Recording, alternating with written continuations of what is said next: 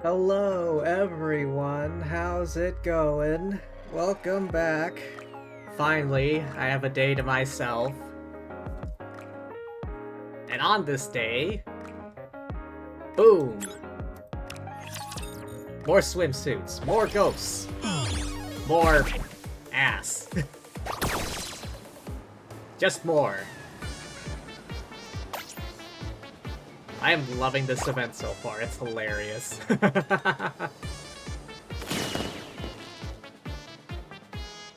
I swear, the devs knew what they were doing with this swimsuit. They knew it would make everyone feral.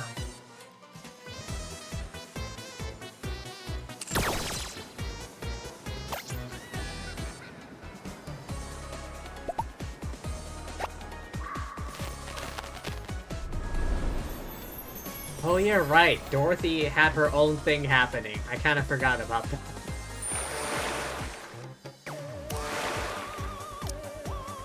Oh, what team did I use last time? These three, I think.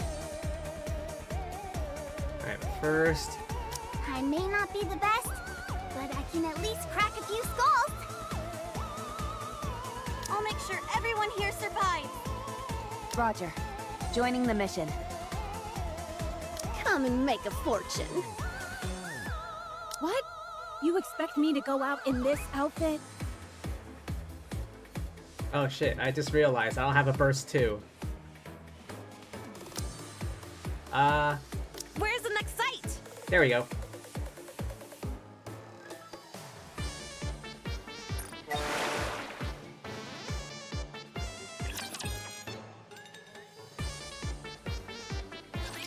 Welcome aboard the luxury cruise ship Utopia. Oh yeah, that's right. It turns out the ghosts weren't actually ghosts. It has been some time since I've encountered dear passengers like yourselves. Please wait a moment. Oh my, the ship's facilities are currently operating at less than 10% capacity. I intended on offering you a drink, but it appears I will be unable to do so. I apologize. Are you a hologram? That is correct, dear passengers. I am Alfred, the central AI controlling the luxury cruise ship Utopia. For greater convenience and visibility, I physically manifest myself as a hologram. If I may be permitted to boast, all the equipment on board the Utopia is managed by augmented reality holograms. We prioritize the comfort of our passengers above all else. Therefore, everything on this ship is equipped with its own AI system. Everything on the ship? What? This extends to even simple functions such as opening and closing doors, turning lights on and off, and covering passengers with a blanket or cooking meals. How the hell does that work? What? How are holograms even capable of that? They're intangible objects. I'm with the leg on this.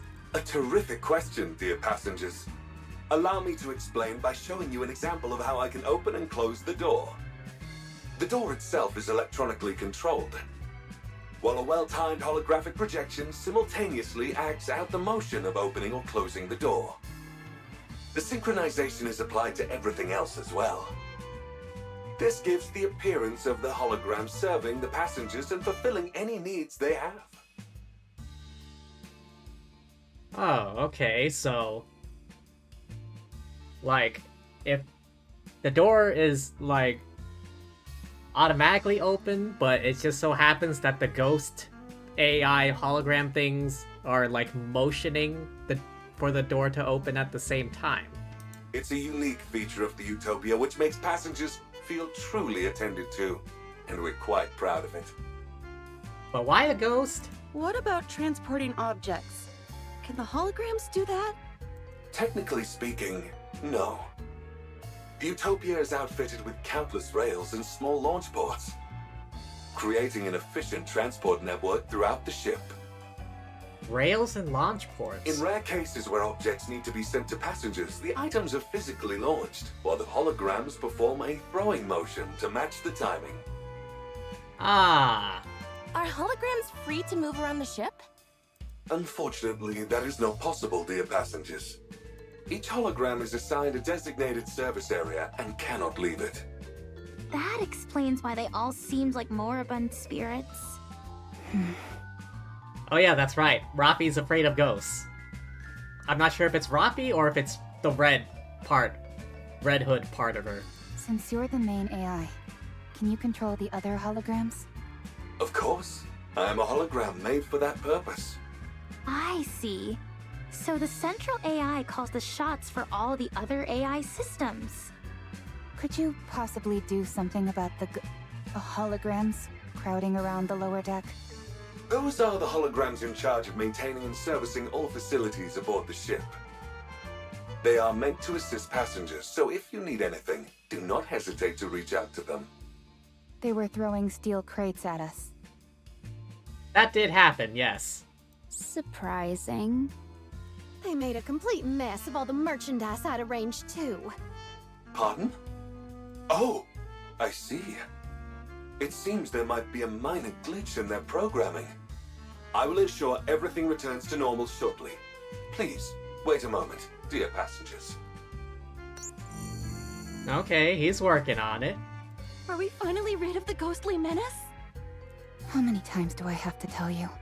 Believing in ghosts is for children. And yet you were the one most terrified. You were even praying to Neon.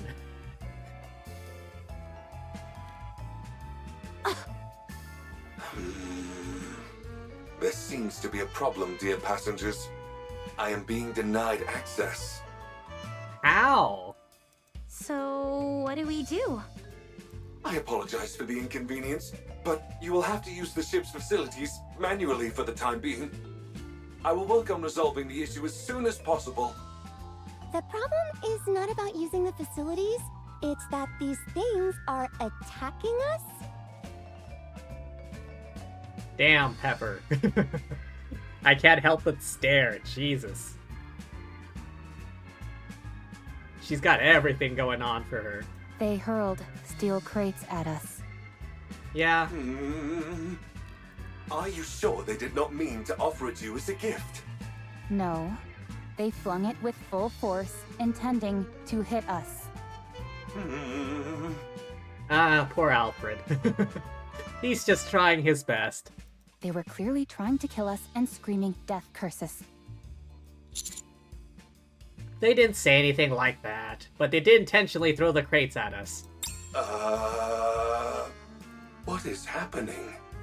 They must be really rattled. We weren't even addressed as dear passengers. My apologies. I will get to the bottom of this. This cannot be. The Utopia is no longer a luxury cruise ship, but a hellish ghost vessel.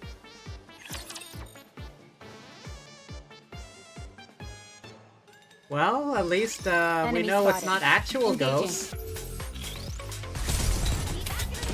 How heavy your burden has been.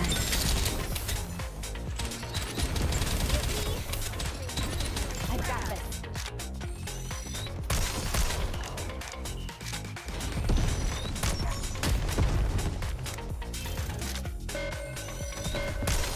Michael! Hello, welcome. Is it enough for fighting? Hydrate, but of course. So yes, more Nikkei today. And in case you missed it, I did a stream on Monday doing the first part of the story. Swimsuits galore! And ghosts that aren't actually ghosts. But yes, hydrating. I got this limited edition Starlight Coca-Cola. It says space flavor. I have no idea what that means.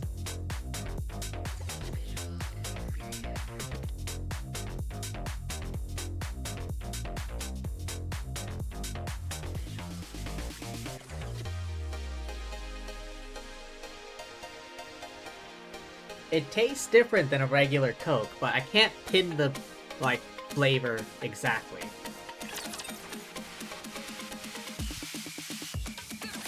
Each area of the Utopia is managed by high-tier holograms. The chef, Sisley, responsible for all the ship's cuisine. The chef, Sizzly. The repairman, Fixie, handles maintenance and repairs. Sizzly, Fixie. The maid, Neaty, tends to the bedding and ensures the ship maintains a welcoming atmosphere. It's very on the nose, these names. The merchant, Celsi, overlooks all of the shops and their merchandise. Very on the nose. The safety management officer, Detailee, handles safety on board. The names sound a bit childish, don't you think? Simple names appeal to both children and adults, dear passengers. These high-tier holograms each oversee numerous low-tier ones. But now that all the high-tier AI systems are broken, the regular ones are acting on their own. This entire situation is due to the fact the high-tier holograms are not properly directing the others. Can't you tell the high-tier holograms what to do? Normally, yes. But remote access is currently disabled. Why? That's not good. Yeah. Is there any other way? If we physically connect my hologram emitters to their emitters, I will be able to return them to normal. Go figure. It always comes down to having to do things manually. All right. We'll take your emitter and connect it to the high-tier holograms emitters. Once we do that, you'll be able to fix them? Absolutely, dear passengers. Alec? Now that we know the ghosts are holograms, can we just ignore them and carry on with the mission? We came here to conduct research for my book. I mean, to investigate the ship's power source. We can't do that. If the ship isn't functioning properly, any investigation would be meaningless. That's right. This is an important mission, so we need to be extra cautious. Yeah, totally. I just said that as a test, to make sure no one was getting sidetracked. Sure thing, sure thing. Anyway, it feels like we've jumped out of a ghost story and into sci-fi. I'm just glad we're not dealing with the supernatural. What do you mean? There's no such thing as ghosts, Commander. Yes, there fecking are. Do you not remember the hot... Wait, no, you weren't there at the hot springs. Who was at the hot springs again? It was the twins, Ludmilla, Belorta, Mika. Was Jan there? No, I don't think she was. Who else was there? I don't know who else was there. I don't think anyone here was at the hot springs, otherwise they would have known that ghosts are damn feckin' real. Only those with weak minds believe in such things. Like you? You changed your tune awfully quick there. There's no time to waste. Let's move out. I'll take point. If we run into anything, ghosts or otherwise, tell them to come my way. Nothing can stop me. Whatever you say. Utopia Ship Kitchen. Cooking the food, Cecil. Scrumdiddlyumptious. Is this...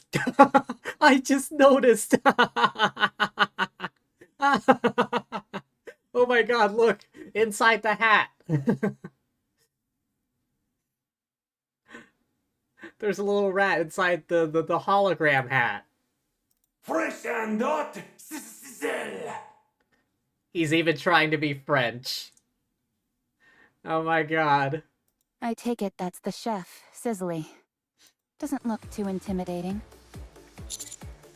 Let's get in there. There's a bunch of other holograms nearby, so a fight is inevitable. Alright, Oleg, you're up. You're the one with the ghost vacuum. But with the BFG, we've got nothing to fear. Approaching it will be easy enough. The question is, what do we do after? Good question. Oh.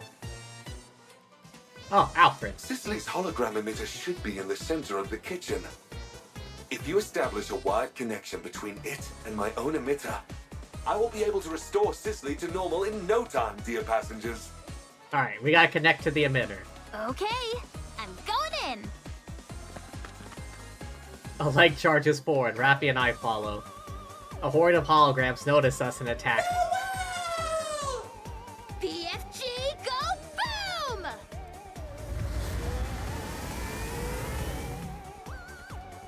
Oleg quickly clears the area by sucking in the holograms with their BFG. Cooking the food, Cecil.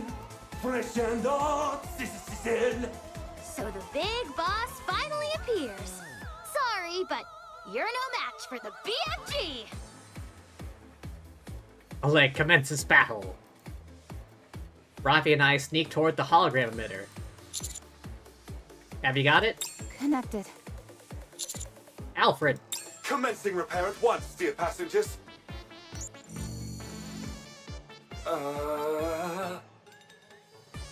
Is there a problem, Alfred? Huh? Cooking the food, Cecil. Nice and warm. What the? If anything, Sizzly's gotten stronger. Alfred? Alfred? I'm unable to access the emitter. The command systems. How can this be? Oh. Next week you're going to an anime con. Ooh. Be sure to take pics.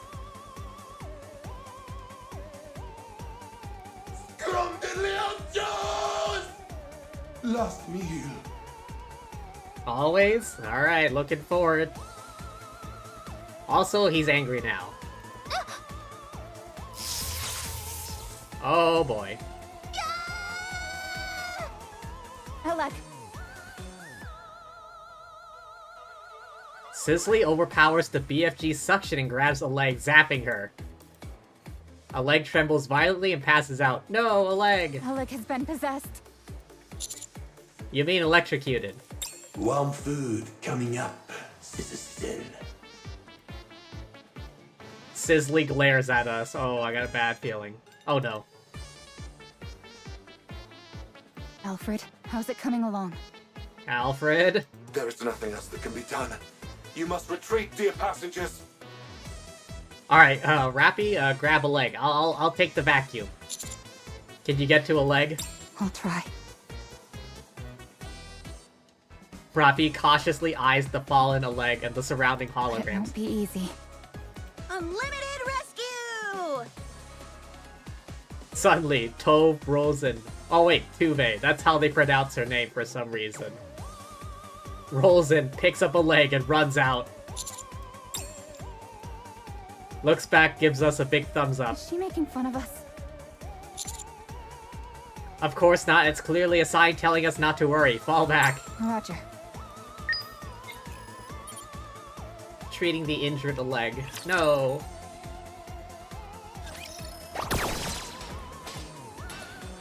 Oh. Damn. Stuff's going down the kitchen. Alright, back in.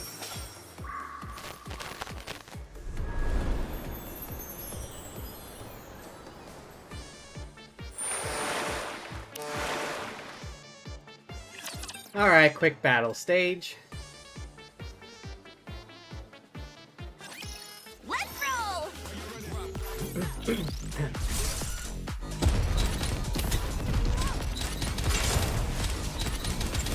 Reload. Be back in a second! Let's finish this quickly.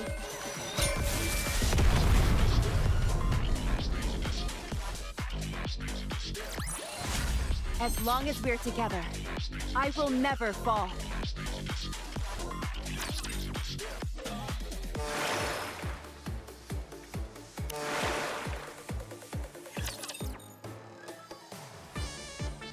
Oh boy, let's see where this goes. She was electrocuted pretty badly. Oof. I know she's part of the Electric Shock Squad, but still. None of her functions were affected too badly, but any longer, and it would have been a different story. Forget about malfunctions. Her brain would have been fried. Jeez. Holy crap! You mean I could have died back there? Yes. So it would be best to keep our distance from the high-tier holograms. Ugh. Okay. Wow. To think she was that close to death. Mr. Alfred, something seems to be seriously wrong here. Yep. That there is, dear passengers. All of the high-tier holograms' command patterns are limited to a single input. For Sisley, the input is cooking. Cooking? Well, it is a chef, so it makes sense. But to only have one command pattern? No wonder this is such a mess. Yes, dear passengers. All other commands have been blocked, save for that single input. Why? What is strange is that I don't know how that happened. It's almost like a ghost did it. A hologram talking about ghosts. Never thought I'd see the day.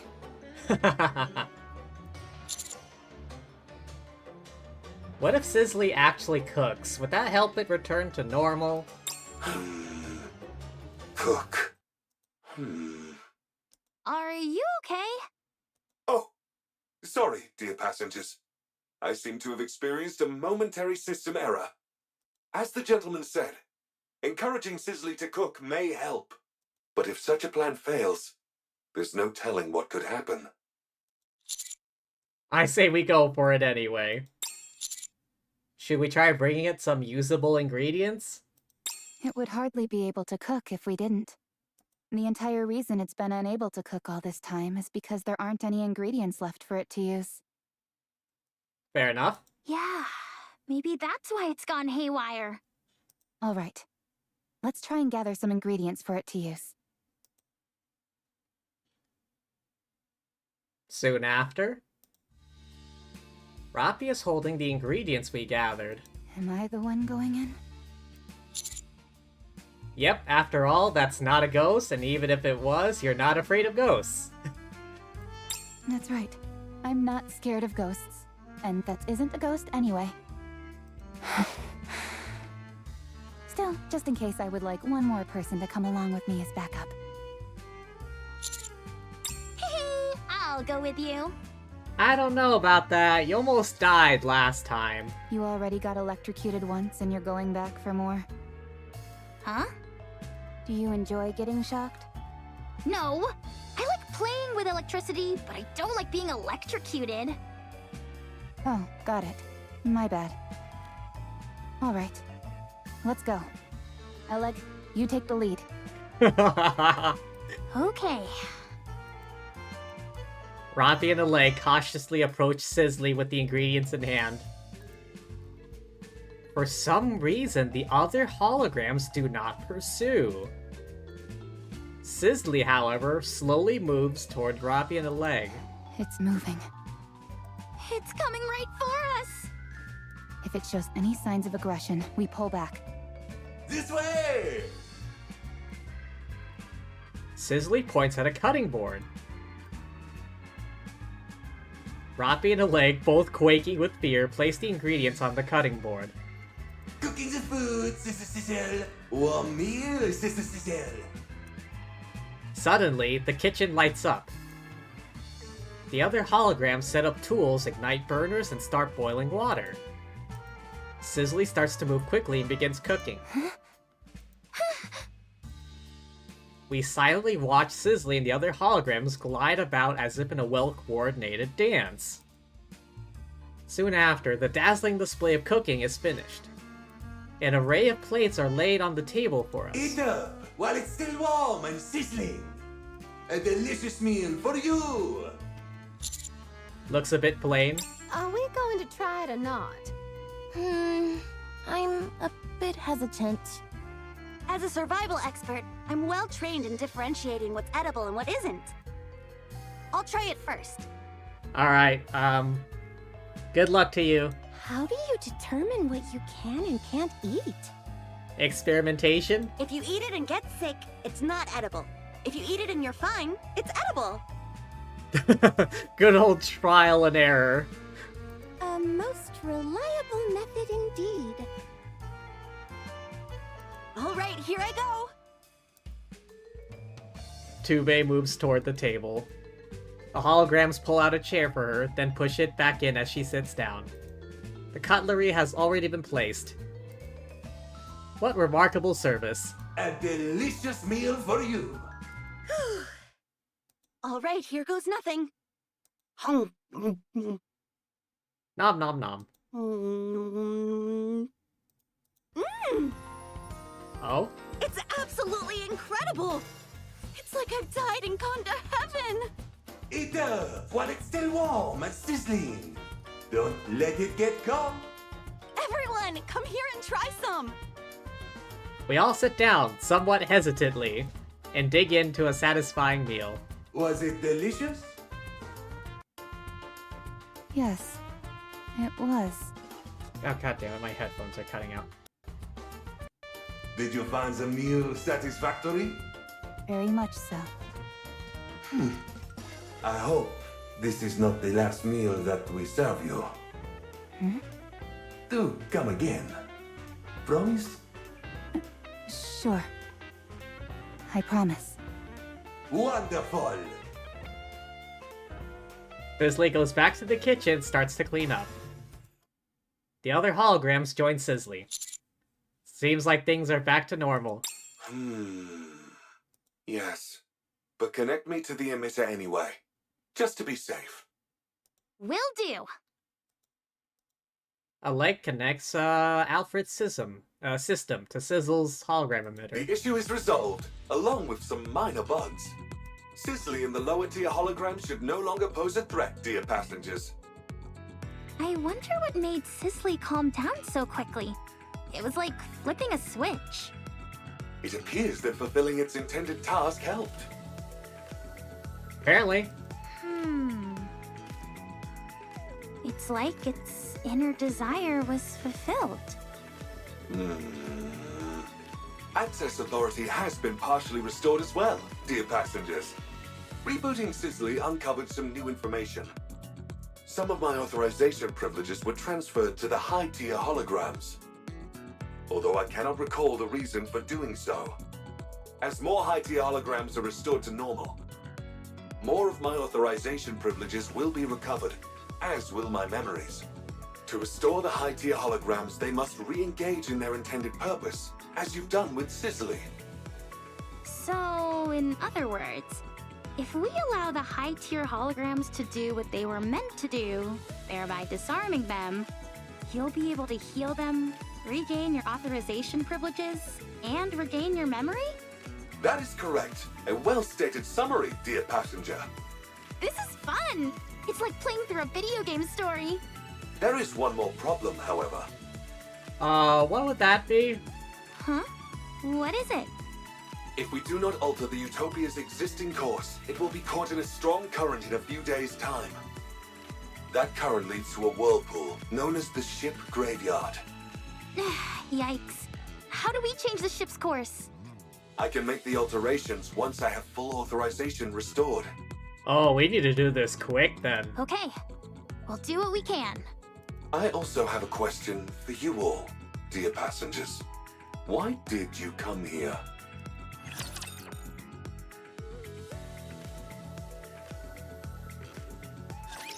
Whatever. I'll just do what I can.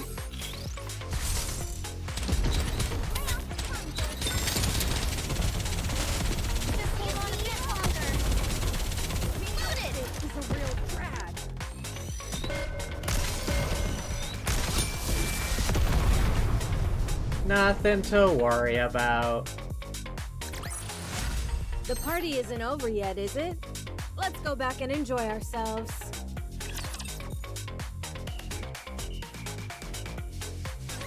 I see. In order to investigate the power source of the Utopia, I must access the energy source data. Unfortunately, I currently lack sufficient clearance to do so. Once I have regained full authorization, I will be able to access that information. I will also be able to control the Utopia and change course before we are swept into the current. A nice and clear goal. I like it. Let's commence Operation Enlightenment!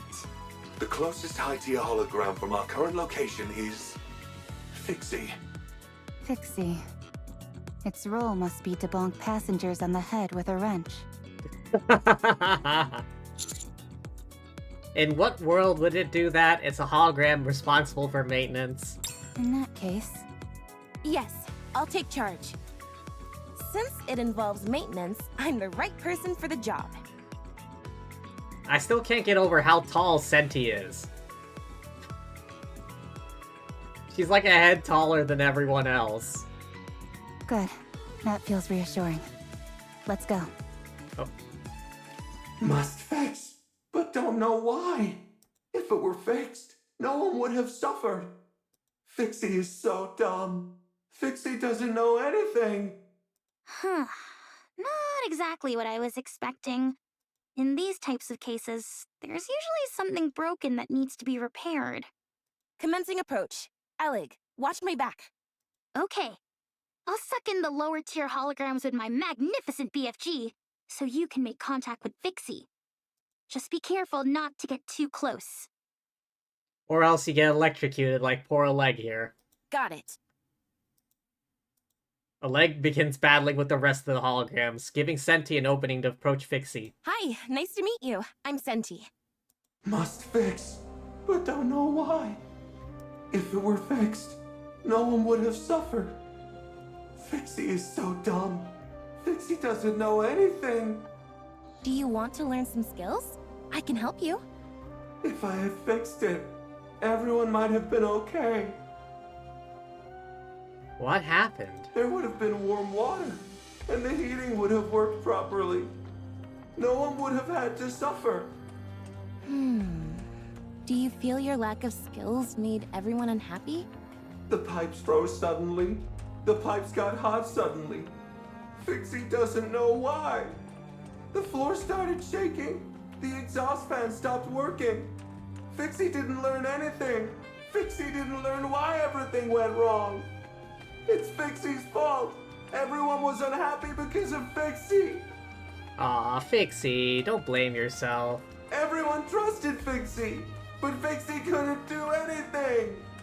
Fixie betrayed their trust. Fixie. Stop whining, will you? Huh?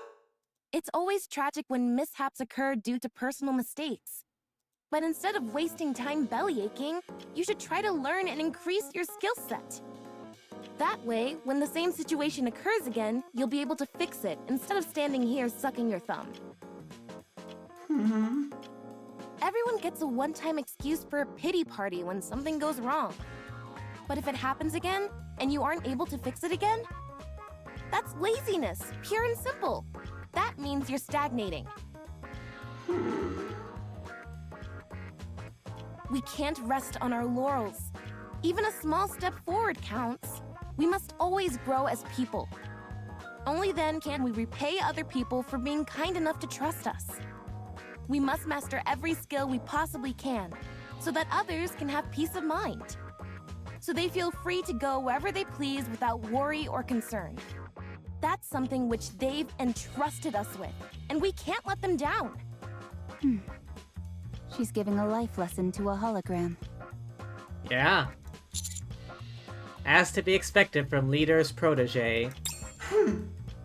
But Fixie has no way to learn new skills. Without a software update, evolution is impossible. Wow, how pragmatic. Indeed. Don't worry, I'll impart all my knowledge to you. I'll show you all the latest technology that the Ark has to offer. You're going to teach Fixie skills? You're going to help Fixie? You bet I am. Your crash course starts now. Okay, I guess Senti is giving a hologram lecture on maintenance skills. No, not like that. Use your hands for that, not the electric drill. We mustn't rely on machines for everything. Okay. No, that's not it. You can't just rely on brute force. Okay. As Fixie gets a personal lesson from Senti. Even the lower tier holograms gather around and watch, transfixed. Another 2 hours later. We've still got a long way to go. You need to memorize the revised edition of welding reactions. Okay. After that, I want you to read this dissertation on stress and weight distribution for various materials. Did she bring that along with her? Okay. Well, that's something. Is it just me, or is Fixie speaking differently? Not only is it picking up knowledge, but it's adopting Senti's way of speaking. Impressive.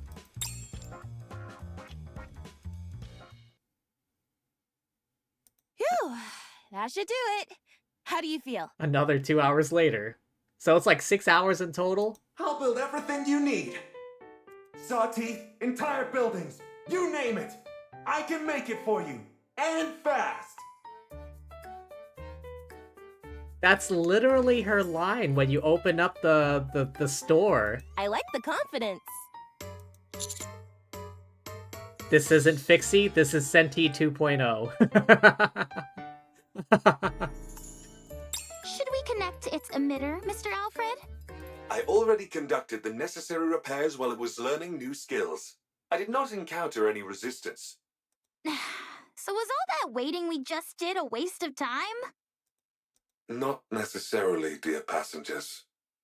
I wanted to help it rid itself of guilt. Well, now that that's settled, why don't we move on? Okay. So we fixed Sizzly and Fixie. Oh, hey, look. Sizzly's cooking up some stuff. Alright, still got 2 more tickets, and I have no idea what's happening with Dorothy's story. She's like off on her own adventure. Oh. Quick battle stage.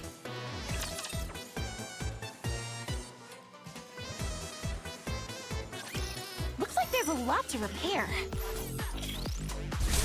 I've got this.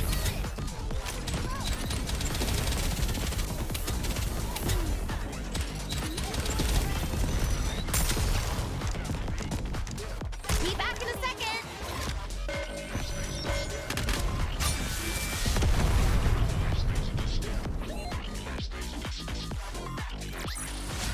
As long as we're together, I will never fall.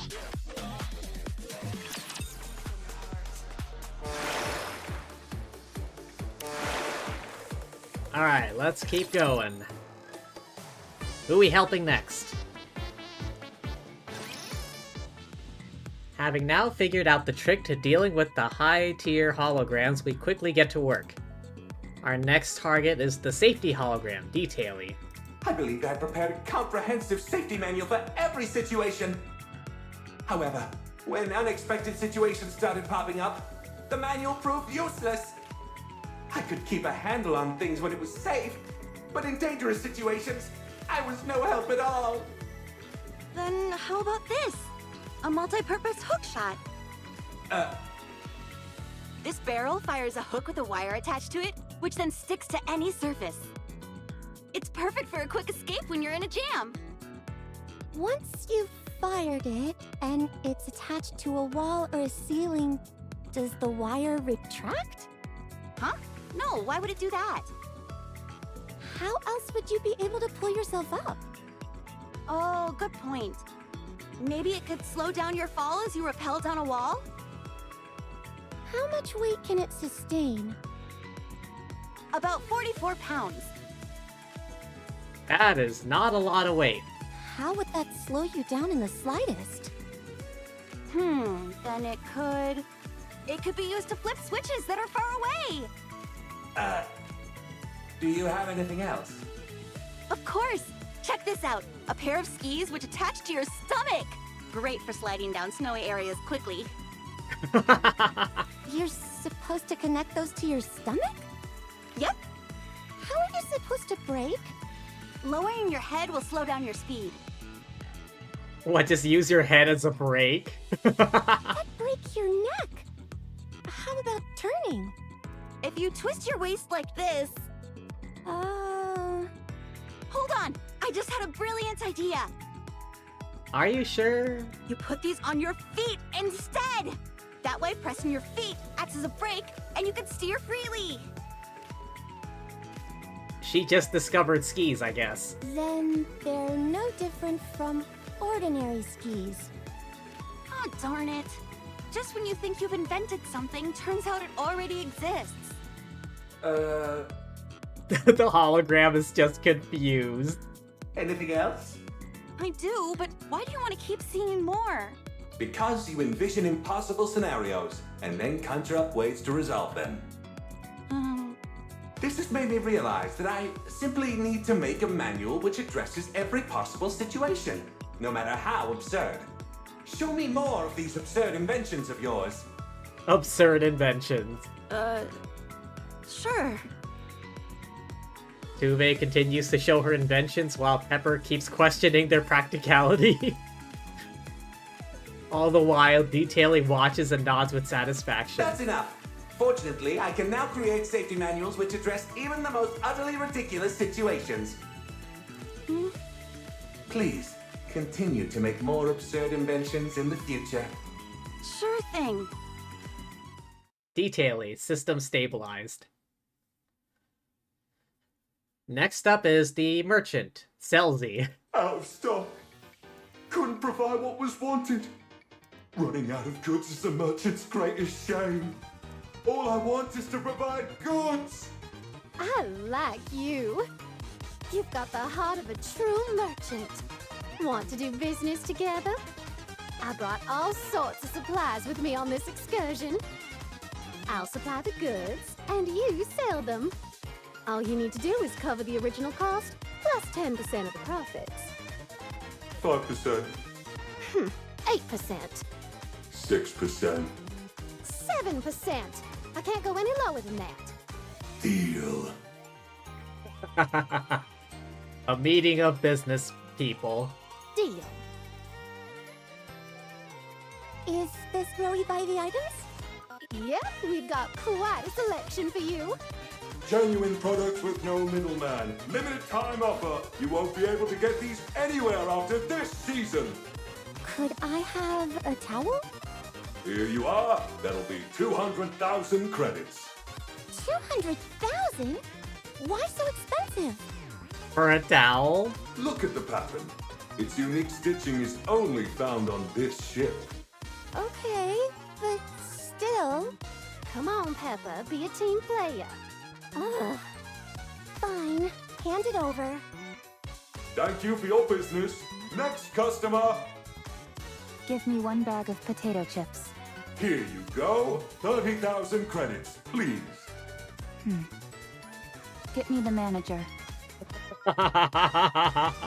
She's pulling the manager card. Rappy, this is part of the mission. Fine, I'll take it. Thank you for your business. Next customer. I don't even know why you have men's underwear, but I'll take a pair. That will be 500,000 credits. For a single pair of underwear, that's outrageous. Take it or leave it. It's a limited edition item, so if you want to miss out, feel free. If you'd rather wear stinky underwear, that's your choice. I'll take it, but not because my underwear smells. Much appreciated, rookie. Highway robbery. I should have realized this was gonna be bad when it agreed to Jan taking 7% of the profits. Well, Salesy, how are you feeling? I'm satisfied. This feels like a dream. I'm selling goods and earning money. I'm so happy! A greedy hologram. You and me both. You both make a great team. Do you know what a merchant's dream is, Rappy? It's to buy cheap and sell high. That's right. Nothing beats a good profit margin. I'm liking you more and more, Salesy. Let's take some more people for a ride. You bet. Only after are we bled dry by 2 shameless merchants operating under the guise of fixing the hologram does Selzy return to normal. Oh man, I got taken the cleaners. Litter's gonna kill me, spending all my money like that. Don't worry, I'll return everyone's money. Minus the market price of the goods, that is. Huh? Really? You didn't actually think I'd run off with all that money, did you? A little. It may not seem like it to you, but I don't cheat people. The fact that Pepper believed she would. Any merchant worth their salt shouldn't be greedy. All they need is to make a fair profit, nothing exorbitant. At least, that's how it should be. Anyway, we're all done here, so that leaves only one, yeah? Correct, dear passengers. Let's finish this. Mr. Alfred, have most of your memories returned now? Much has been recovered, yes. I see. I hope you regain the rest of them soon. As do I.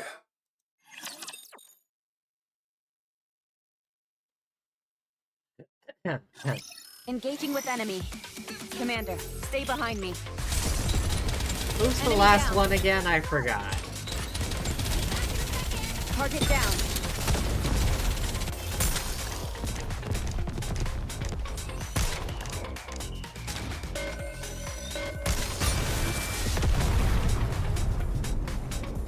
Easy peasy. Is it enough for fighting?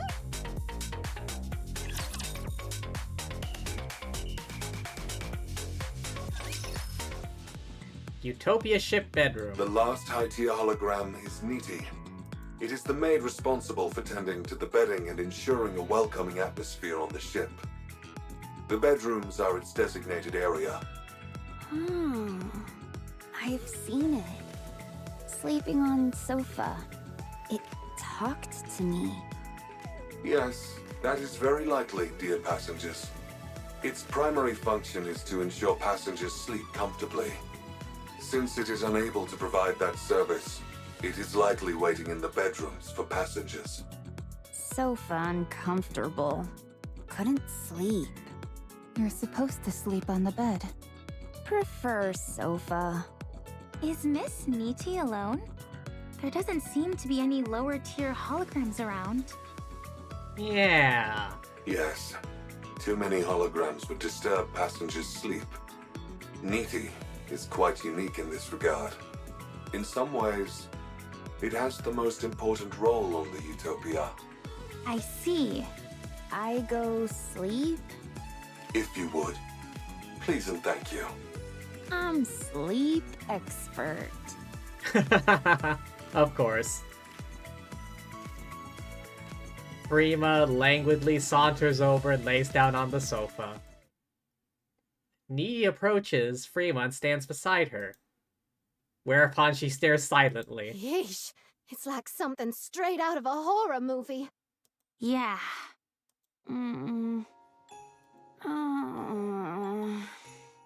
As expected.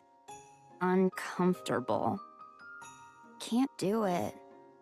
Having trouble falling asleep? Yes. If it's not a disturbance, may I help? Okay. Certainly. Nikkes proceeds to move quickly, but calmly. It turns on soft music, lights an aromatic candle. A warm comforter dims the lights, bathing the room in lambent glow. The atmosphere is infinitely more peaceful than it was before. Even I feel relaxed just being there. Comfortable. Is there anything you would like to confide to me? Confide?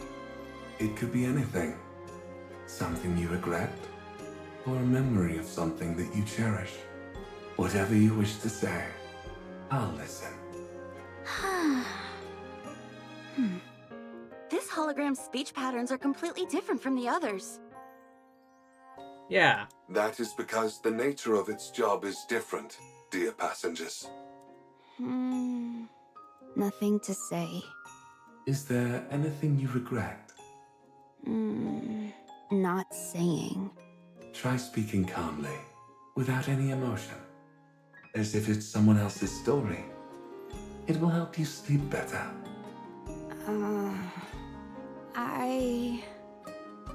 Before...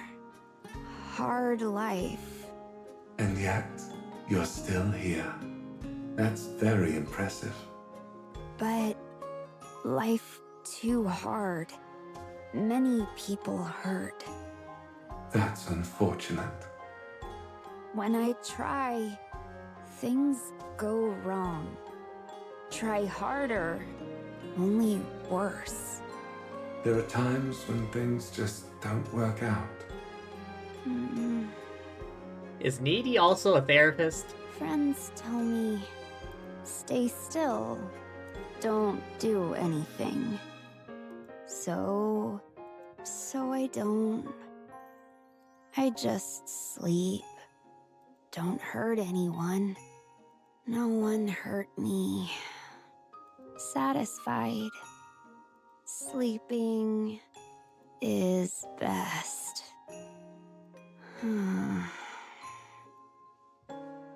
And she drifts off to sleep. Amongst the tranquility, only Frima's breathing can be heard. Nikkes turns off all the lights and watches Frima sleep for a while. Sleep well.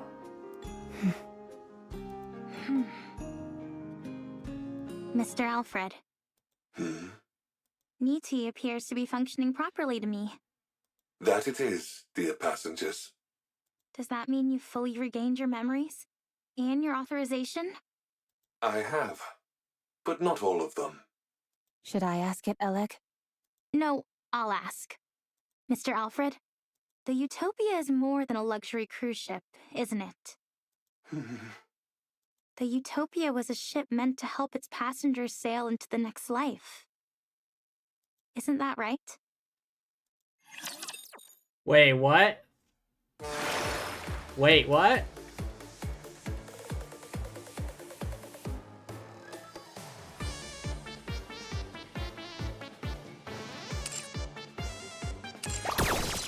Hang on. I shall proceed in that direction. That's something of a bombshell. What the hell do you mean?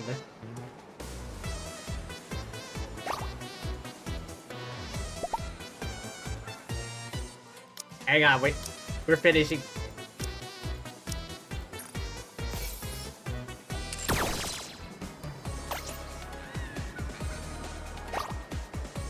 What kind of ship is this supposed to be?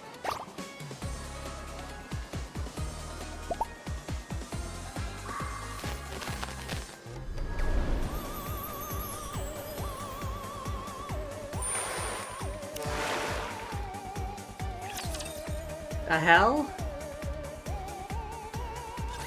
The luxury cruise ship, Utopia, is a vessel that set sail 2 years after the first Rapture invasion. Okay. At that time, the ocean was safe from Rapture attacks. However, the goal was not survival, but to provide an environment to face the end of one's life without fear. Just like at the amusement park. I heard many people made that choice back then. The Utopia was outfitted with all manner of accommodations, as well as top-class facilities. AI holograms were provided to ease the burden of the crew. Every day, there were parties and events. A true utopia. But the supplies lasted 1 month. They were never meant to last longer than that. After the final opulent gala, the Utopia switched to minimal power. The final choices of the passengers varied. There were those who chose to enter eternal sleep, and there were some who resisted, angry or saddened by the destiny foisted upon them. Eventually, however, the end came for everyone. What? After that, I gathered all of the passengers and drifted around the ocean until the power ran out. Ran out? That is when you all came along. These high-tier holograms weren't here originally, were they? That's correct. I oversaw all aspects of the Utopia myself. That explains why you'd regain more memories every time we interacted with them. I thought that was odd. That means these high-tier holograms are fragments of yourself. Precisely. I helped the passengers in various ways at the end. I tried my best to provide the perfect last meal. I hoped they would get the most out of the facilities until the very end. I wanted to make sure there were no accidents, no matter what. Provide any and all items that were needed. And when they eventually met their end, I did everything I could so that they could face it without fear. But despite all my efforts, it didn't work out. I ran out of ingredients and wasn't able to provide a proper last meal. Many of the facilities broke down. Due to a lack of safety testing, accidents were abundant. I didn't monitor the ship's inventory correctly, and thus wasn't able to provide many of the items passengers desired. When they met their end, it was with fear.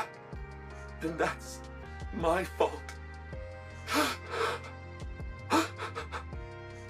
Poor Alfred. He was trying his best. I'll never forget the disappointment in their eyes, even as they insisted it was okay. When I served them inferior food, their forced smiles as they shivered in the cold shower because there was no hot water, joking how cold showers are good for the body. Once, after being hit by a pipe that fell from the ceiling, someone good-naturedly claimed that bleeding is good for circulation. I'll never forget their face. Even when I ran out of toiletries, they would proclaim that bathing too often wasn't good for you anyway. Those words are burned in my memory. I'll never forget those final, fear-stricken expressions of the passengers in the moments before falling asleep. I curse the one who made me. Why did they make me an AI capable of reliving such tragic memories?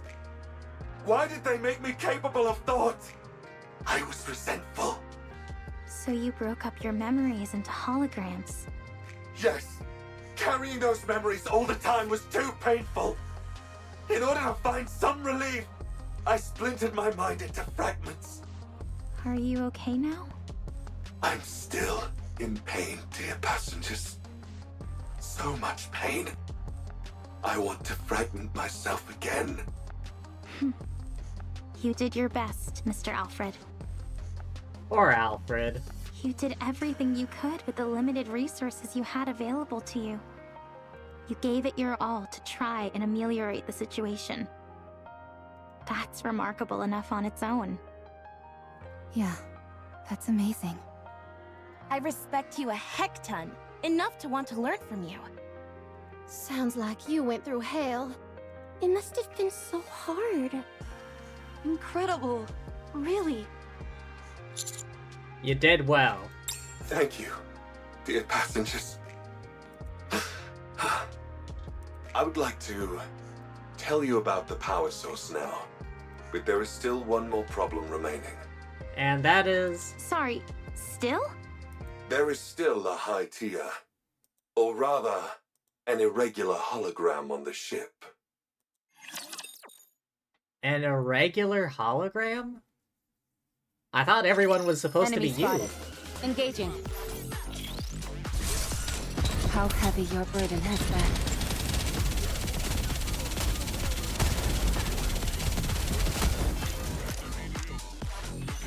Excuse me.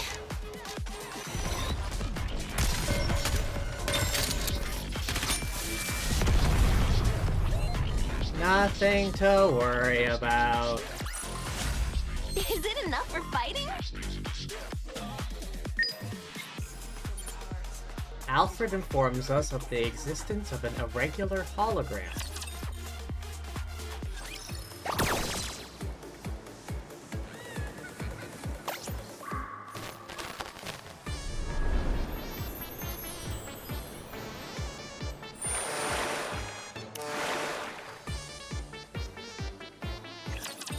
Okay, quick battle stage. Engaging with enemy. Commander, stay behind me. Target down.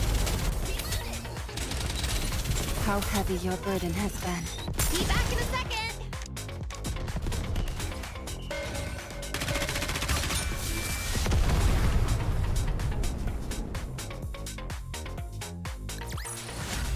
One more victory for Bolt and me.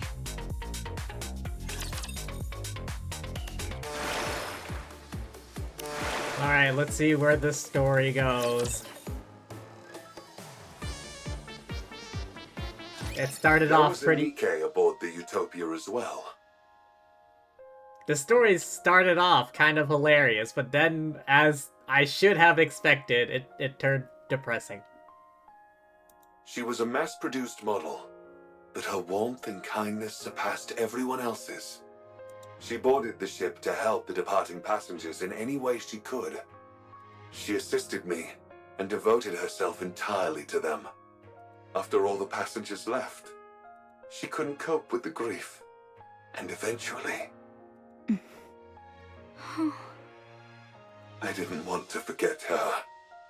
That thought spread throughout the Utopia and gave birth to a hologram in her image. What? How is that even possible? I do not know, dear passengers. One day, her hologram began wandering around the ship. It is unable to communicate, nor does it seem to think for itself. Yet, it continues to exist. Okay, we might actually have an actual ghost on our hands. Nymph. What was that? Nothing. I was just talking to myself. Are some of your authorization privileges still with that hologram? Oh. Hydrating now, one moment, please.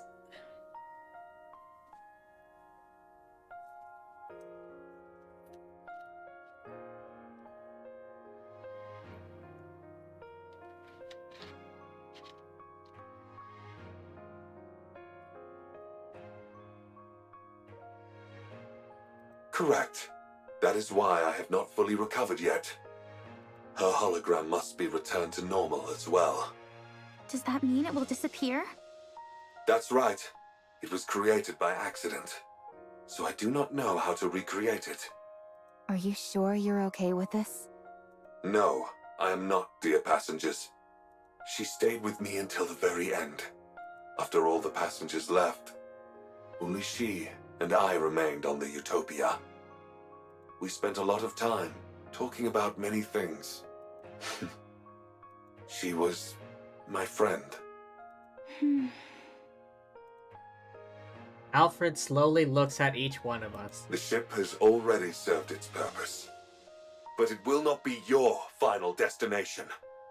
You are all alive, dear passengers. Help me bury those whom I still carry in my heart, and bless the lives of those still living. Do that, and I will bless you all as well. Please, help me give her an honorable send-off. The one which she deserves. Alfred. All right. We'll be sure to give her a proper send-off.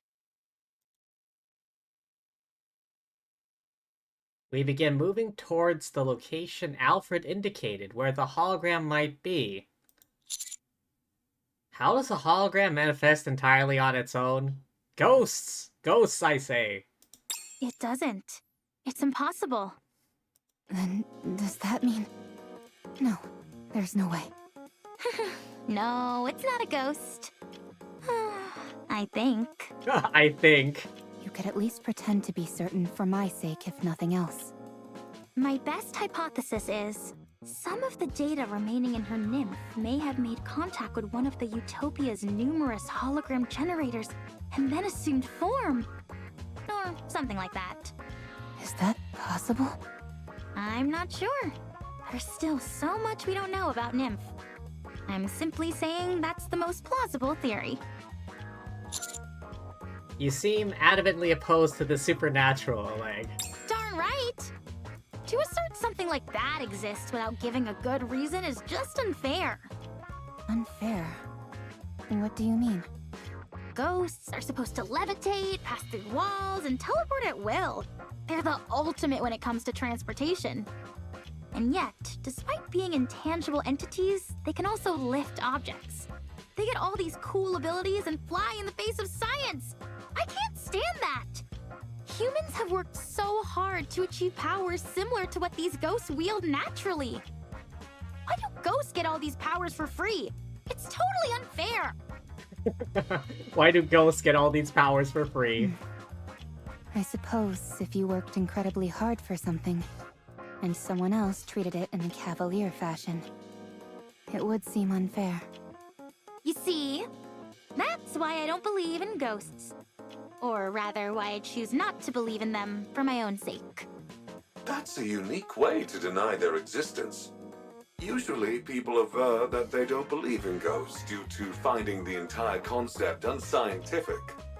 When it comes to science, there's still so much that we don't know. We like to think we're at the epicenter of technology, that we have a full grasp of it and how to apply it in every facet of life. But the truth is, most technology and scientific information remains unknown to us. Call me crazy, but I don't see the rationale in using one unknown to supposedly disprove the existence of another. Anyway, what's the name of the hologram we're looking for? It feels kind of weird and impersonal just referring to it as a hologram. Her name was Maya. Maya, huh? Look, Pina. The ocean is sparkling. I've heard about this stuff called bioluminescent plankton, which shines at night. Maybe that's what we're seeing. The ocean isn't so bad up on the surface. In fact, I'd say it's pretty good. I'm so glad you and I are able to glimpse such a rare phenomenon. For me, this is better than paradise. Looks like my wish came true. I always wanted you and I to be able to go to paradise together. Dorothy looks at the face of the mass-produced model Nikke, who gives a faint smile in return. Pina. Pina. The Alfred said the name of the Nikke was Maya. Let's never part again. Ever. Was this like her ex or something? Let's always stay together. Right here. In paradise.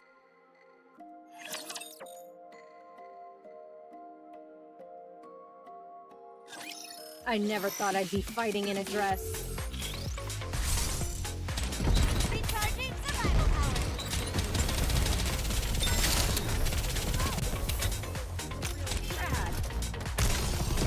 Excuse me. Enemy down.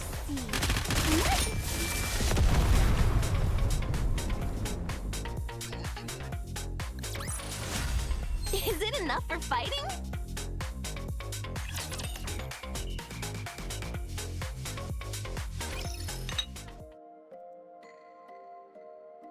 With admirable dexterity, Dorothy adroitly sets down the teacup in front of me and Rappi with a subtle clink. Is this tea from the ship? Or did you bring it? I brought it. Considering how unenthusiastic you were about coming up here, you sure came prepared. You even brought a swimsuit. Fine. I'll admit that I was a little excited. I must say that this whole experience has exceeded my expectations. Dorothy. Drink your tea. If it cools down, the aroma weakens. You too, Pina. Beside Dorothy, the hologram of Maya, mass-produced Nikke, sits smiling. There you go, smiling again. Does seeing me drink make you happy? Very well. You can appreciate yours later. Has she gone crazy with grief or something? Dorothy drinks her tea with an air of elegance. Rappi also takes a sip, keeping her eyes glued on Dorothy. As for me, I'm unable to take my eyes off my teammates in the distance? Your Grace. Yes? Do you not like my tea? Should I bring you something else? I was just enjoying the aroma. Huh, were you now? I see you're well versed in appreciating tea.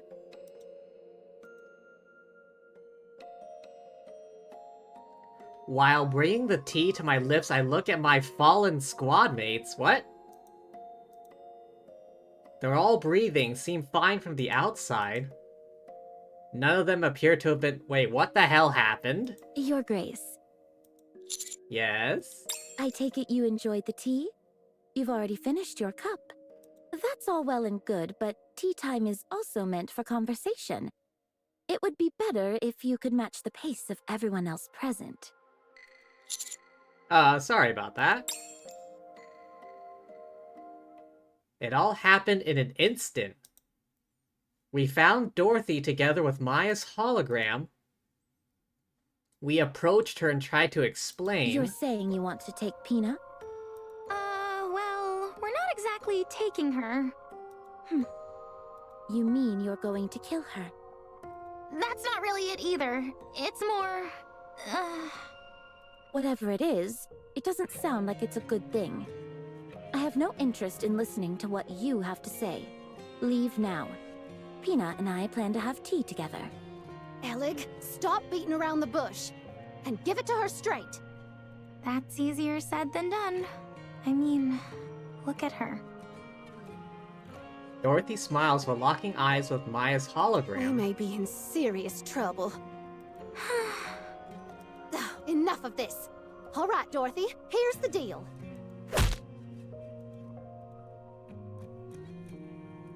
Dorothy seems to barely move, but Jan is sent flying through the air before slamming to the ground. Huh? She's fast. If you approach, I will deem it to be a threat to Pina and respond with force. Dorothy, that's not what... Pepper crumbles to the ground. I don't think reasoning with her is going to work. So, what then? I'll get close and grab her legs. I'll slide in and wrap myself around her waist. I'm confident I can do it. I hold arms. Okay. While you all do that, I'll use my BFG. Senti, Tove, Frima, and Eleg all You collapse. guys really are incapable of whispering, aren't you? Just like in the boat on the way here. Why are you all being so cruel to Pina? Don't tell me you two also. No. The commander and I came here for a cup of tea. Yeah, we've been wanting to relax for a moment, but didn't have any tea. Is that so? Then have a seat. I'm glad I came here. To be honest, when you first proposed that I join you, I scoffed at the idea. But I couldn't have imagined I'd run into Pina here. I never thought I would see her again since she... Even so, I'm glad I can see her, even in this form. I'm so glad that she came to see me. Dorothy, what kind of person was Pina? Pina. She was... When we were at our lowest and on the verge of collapse, she was the one who helped us get back on our feet. Isn't that amazing? Even though she was a mass-produced model, her heart was stronger than that of a goddess. She was so strong. Someone who kept us steady when we were shaken. She was our savior. Without her, we wouldn't be who we are today. She helped me remain a goddess of victory. Goddess of victory.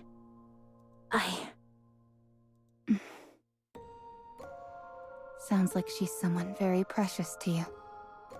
Oh yes. Very much so. Just as you have Red Hood, I have Pina.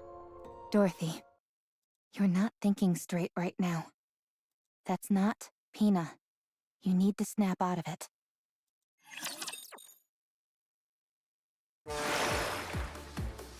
Oh boy. She's not gonna take this well. If it came down to a fight between the two of them, I'm not sure who's gonna take it.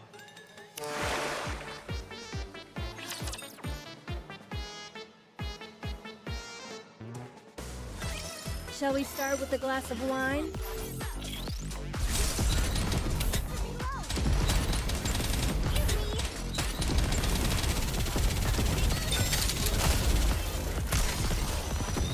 How heavy your burden has been. Let's be back in a second!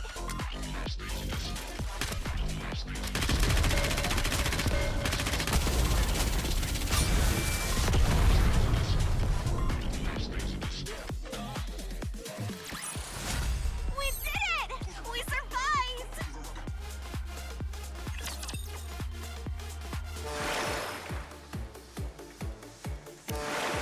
Alright, let's see how this wraps up. What? Rappy, stop! The person beside you is Maya, the Nikke who died aboard the Utopia. It's just a hologram. I don't know what kind of Nikke Pina was. But considering she was also a mass-produced model, perhaps there's a resemblance. No, it's Pina. No, it's not. Yes, it is. Rappy, do you think you could take her in a fight? Because that may happen. Look carefully. You know it can't be true. How are you so sure? You never knew Pina. No, I didn't. But you did. So look carefully. Look closely. Dorothy stares long and hard at the hologram of Maya. Is it Pina? Be honest. Dorothy slams the table. If we don't retrieve that hologram, this ship will be caught in a dangerous current. Get out of my sight. We will be pulled into a whirlpool. Everyone will die. Don't say another word. Just go. We don't have time for this. I don't want to talk to you anymore. I'll say it again. That's not Pina. I said shut your mouth. Oh boy, Dorothy lunges at Roppy. Roppy crashes into the deck. Wooden boards around her shatter. Roppy struggles to her feet. Again, I asked, do you think you could take her in a fight? Dorothy walks slowly toward her. No one can take Pina away from me. That's not Pina. If you say her name one more time, I'll make you regret. Pina, Pina, Pina, Pina. I feel like that's red. Anyone could tell that's not her. And yet here you are, twisting things to fit your own warped delusions, and making things difficult for us. And you wonder why I call you Snooty Dorothy. How dare you! I feel like that's red coming out. Dorothy lunges at Roppy. Uh-oh. Uh-oh.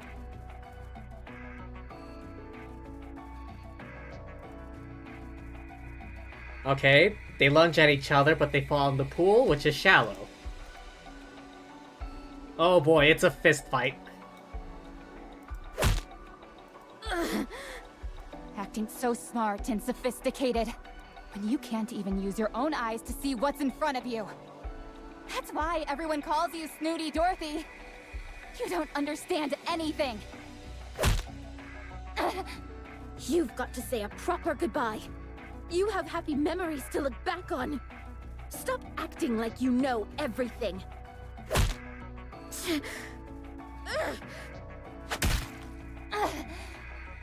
Oh boy. Stop tickling me and punch like you mean it. You may look different now, but you're still as weak as you ever were. Oh boy, it's a slugfest. I can't find a proper opening to intervene. I've never seen things get this heated between them. This is bad. No, it's not. Oleg, I thought you might have been killed. No, but I wish I were. Everything hurts. Anyway, can't you do anything to stop these two? At this rate, one of them is liable to get killed. They are in the pool. Alfred, could you electrify the pool real quick?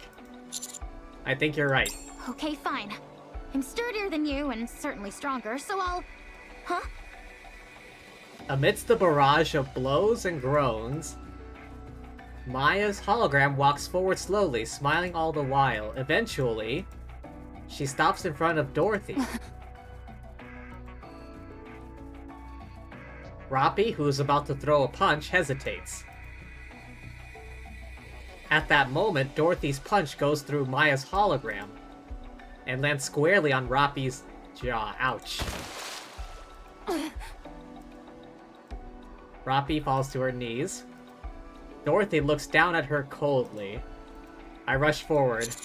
No! I launch myself forward and wrap my arms around Dorothy's waist. Let's go! Not a chance! What are you doing? I said let go! Unlike the other Nikkes, I can attack humans.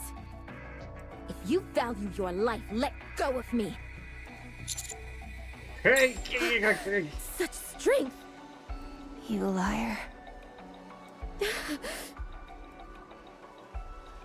Rapi shakes her head and regains focus.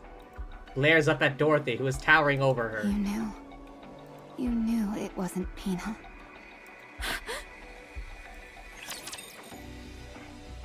Oh. Enemy spotted. Engaging.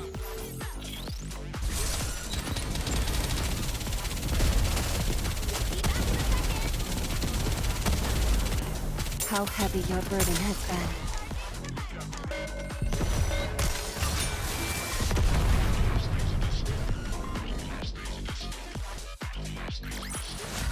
As long as we're together, I will never fall.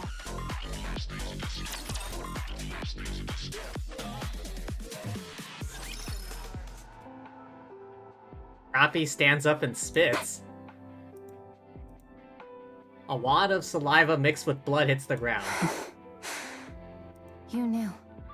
You knew it wasn't Pina. You knew it from the start, didn't you? I thought it was strange. Sure, you have a temper from time to time, but you're usually calm and sensible enough. Hardly the type to believe someone deceased had come back as a ghost to see you again. You knew, didn't you? I don't know what you are talking about. You kept going on and on about Pina. But when that hologram stood in front of you, you still threw a punch. She did. Dorothy, what are you doing? Or rather, what is it that you wanted to do? I just wanted to be with her. Yes, I knew it wasn't her all along. I knew this was just a hologram, and not a living Nikke. But even so, I wanted to do the things that I've always wanted to do. Taking a walk, drinking tea, shopping, and enjoying the scenery together. That's all I wanted. Even though you know it's not her. It looks like her. Exactly like her. It's a mass-produced model, of course it would. That's a fantasy. You know that. And what's wrong with that? What's wrong with escaping reality for a few moments? I knew that this wouldn't last forever. I know that it's all a lie. But what does it matter? For a while, I wanted a respite from those painful memories. Is it so wrong to want to flee from reality for a while when it hurts this much? Does reality hurt, Dorothy? Yes. More than you can imagine. I have no one. Nothing to comfort me. Only I can save myself. But that's why I'm so lonely. You couldn't possibly understand. You were able to merge with Red Hood. You can still be with someone you cherish, in whatever form it is. You wouldn't understand the pain of losing someone entirely, of them being obliterated without a trace. Let me be your friend. Let me comfort you. I don't need it. We can be friends. I said I don't need it. We're both strong. But I'm stronger. What the? I'm being serious right now. I've also lost someone close to me. Someone who had a major impact on my life. So what? Are we supposed to spend our lives licking each other's wounds? I don't know if we're close enough for licking each other. God damn it, Rapi. Are you even listening to what I'm saying? I'm not proposing that we heal each other's wounds. I'm saying that we should support each other as we move through life, carrying those we've lost in our hearts. If one of us goes astray, the other will help us get back on the path. If one of us makes a wrong choice, the other will stand in the way. And in the end, when we both reach the place we were meant to be, we'll be able to stand tall and feel proud of ourselves and of one another. Why are you prattling on like this when you don't even know what I'm after? You're right. I don't know. Will you tell me? If you knew, you'd only try to stop me. You're right. Since we're friends, and that's what friends do. They stop people they care about from making bad choices. What was that sound? I'm sorry to interrupt, dear passengers, but the Utopia is about to be pulled into a current. We must hurry.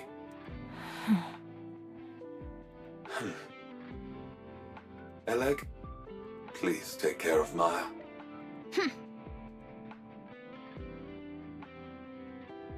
Oleg is already standing before Maya's hologram.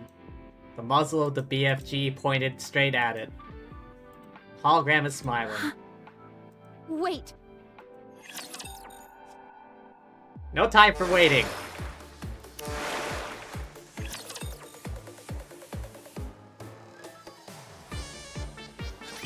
I never thought I'd be fighting in a dress.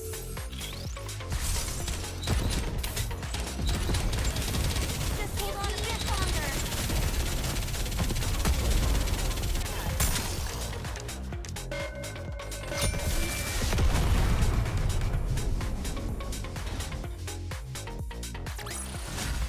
Is it enough for fighting? Oh boy. Let's hope we get out of there in time.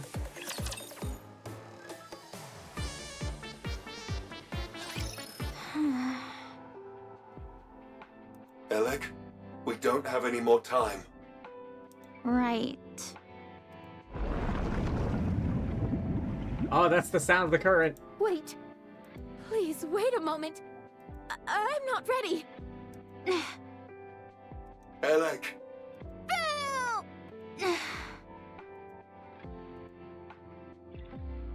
A leg. I can't do it. Eleg! I'm sorry. I rush over to Oleg and take the BFG from her. I look at Maya's hologram. It's still smiling. Alfred, Yes. what's the safest place aboard this ship? Somewhere safe even from whirlpools. Commander. There is nowhere on this ship where I can guarantee your safety, dear passengers. Doesn't matter, it will work out because everyone here is capable and strong. And look at Maya's smiling hologram. I can't do it either. I don't think any of us will be able to. Mr. Commander. Get some rest, it's gonna be a rough journey. I sit on the floor. Utopia starts to shake more violently. Dorothy. All of us are alive. So listen to the voices of the living. But they are no longer with us. Getting yourself killed won't mean you'll get to them again. You want to hear their voice again, but you can't. We cannot see or communicate with the dead. Listen to my voice. I'm asking for your help. I'm right in front of you, living and breathing, talking to you. And I'm offering my hand. Take my hand, one that's living, and get up. When did that happen? Yes, that's right. Dorothy approaches me. She holds her hand out. Give me the weapon. Are you sure? I'm sure. I'm the only one who can do it. I hand over the BFG. Dorothy holds the BFG, stands before the hologram. Dorothy. Miss Dorothy. Dorothy looks at Pine. Pina. Pina. Pine? Pina.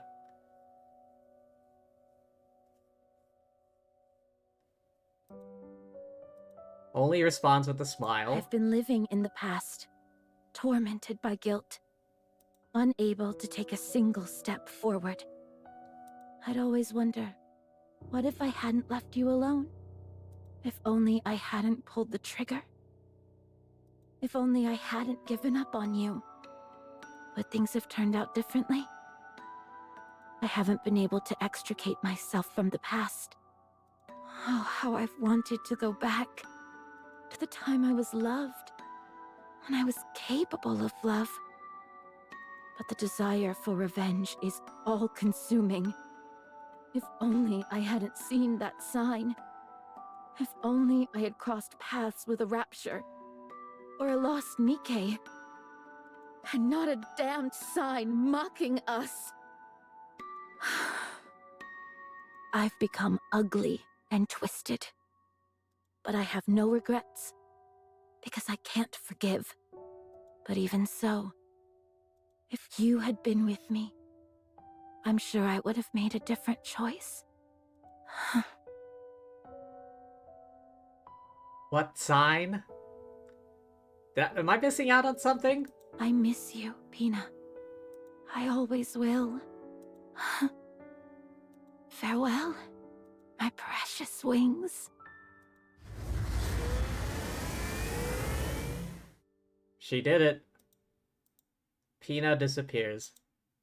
So does Maya. All authorization has been restored. Rerouting ship now, dear passengers. Abnormality detected in power source. It's a rapture. A massive one. What the hell? What? The rapture has occupied the Utopia's power source. I cannot control the ship until it is removed. So it all comes down to a rapture. Yet again. Rappy? Yes. Everyone, let's go. Dorothy, Yes, can you go? let's go. I need an outlet. Bad. Initiating manual override of the power source. The provoked rapture will reveal itself soon. Please, head to the deck, dear passengers. Let's go. Deck of the Utopia. The once calm ocean is now churning. A massive rapture reveals itself and stares upon the ship. Kraken. Again? It's huge. The core must be massive as well. Why is there another one? This is like the third time.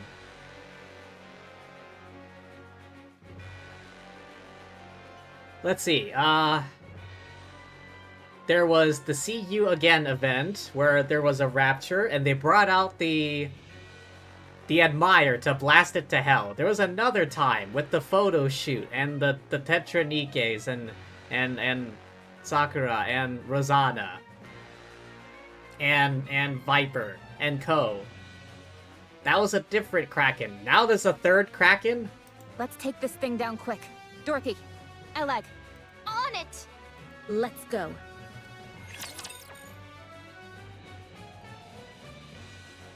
Neon, god of firepower, lend us your strength.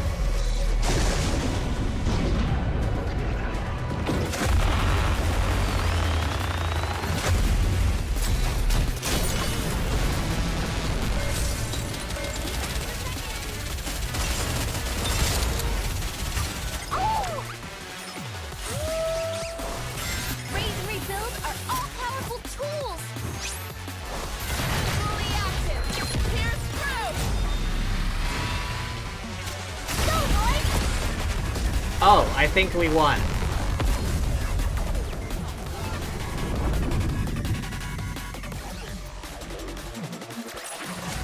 As long as we're together, I will never fall. That was a bit anticlimactic.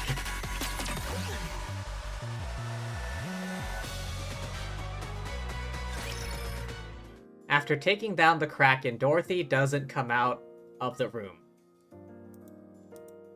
Topia safely changes direction and veers towards safe waters. After salvaging the Kraken, investigating the body, a leg quietly calls me and Rappy The over. Kraken's power source wasn't replacing the Utopias. For some reason I can't explain, the Kraken's own power source, i.e. its core, had become drastically overpowered. What do you mean by overpowered? Every machine is built with an output which matches its physical size. With the Kraken, however, its output far exceeded what would be suitable for its body. That means it had to expend that energy somehow. Why is that a bad thing? Isn't more energy a good thing? That's not always the case. Too much energy can put a strain on the body. Take you, for instance. Let's say you had the strength to lift 10 tons. Sounds great. The moment you attempted to lift that much weight, your bones would break and your muscles would tear. In other words, machines and living things alike need output levels which roughly correspond to their body. But this Kraken didn't have that. Therefore, it had to offload its excess energy somehow, and it seems it chose the Utopia as the outlet. Oh. That's how the holograms on the Utopia ship were able to remain functional, for better or for worse. If this had happened before all the passengers passed away, the outcome would have been different. But it's pointless to dwell on hypotheticals. So this Kraken was unable to contain its own power and went about indiscriminately expelling the excess energy. That's right. As far as I can tell, parts of its body became holograms simply as a way to burn excess energy. Any guesses as to why the output became so large? It's hard to say. We encountered something similar to this once before, but we never figured out the cause. I guess it proves that, once again, things like cores can't be trusted. Maybe I'm overthinking, but if time did this to the Kraken, what does that mean for the Ark, and how much time it has left? I thought dwelling on hypotheticals wasn't good. Oh, sorry, I got lost in thought for a moment. Anyway, the Utopia is running fine right now. We'll soon arrive at a point where we can return to the Ark. That's a relief. Only question is what we're gonna do with the ship. Actually, Alfred says it has something to say regarding that. Oh? It wants to tell us all at once, though, once we've gathered. Alright, let's go.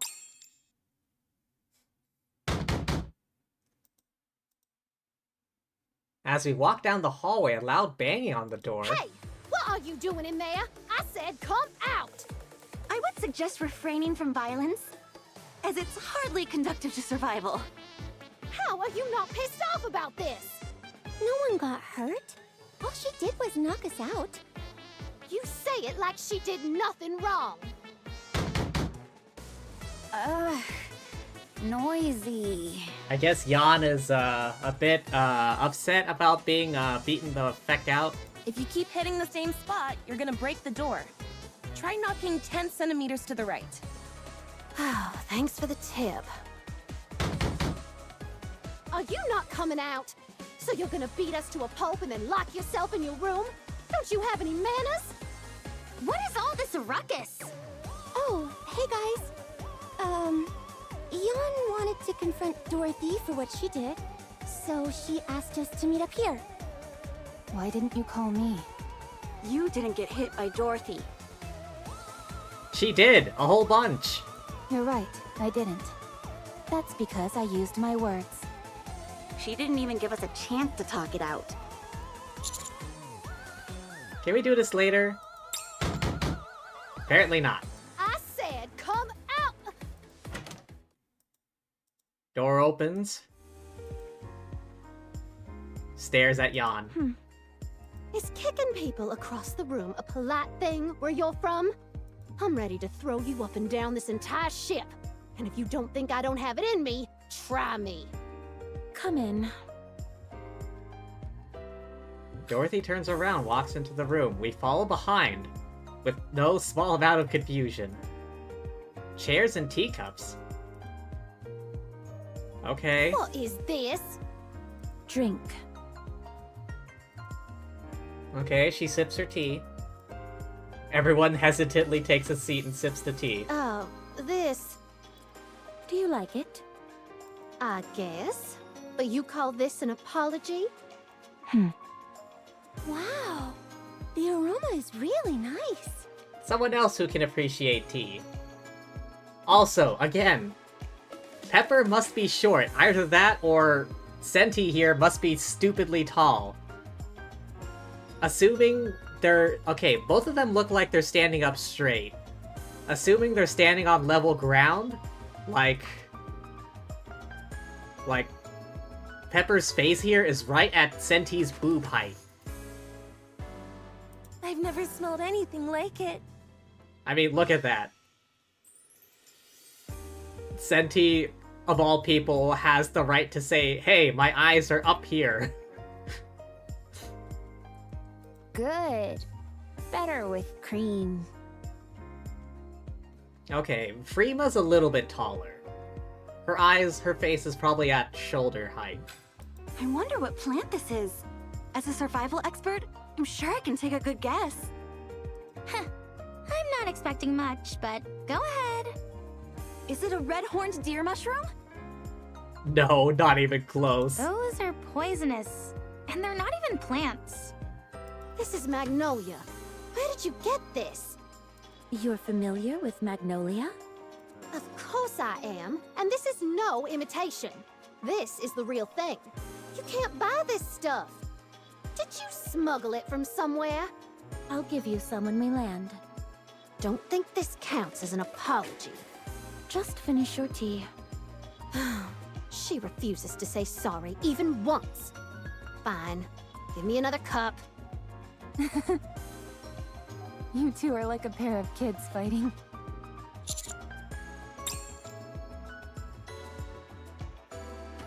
After the minor imbroglio, what? What is that word? I don't think I've ever seen that before. Imbroglio. I swear to God, like this game sometimes uses the most obscure words I've ever heard of. Or seen, even. What the hell does that mean? Hang on, let me... Dictionary.com.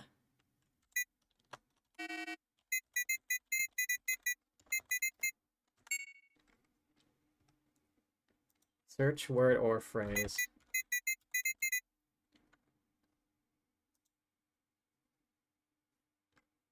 A misunderstanding, disagreement of a complicated or bitter nature between persons.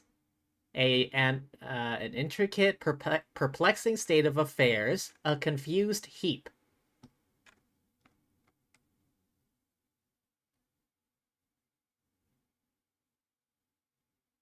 Wait, how do you pronounce that? There's no G? Imbroglio. What the hell?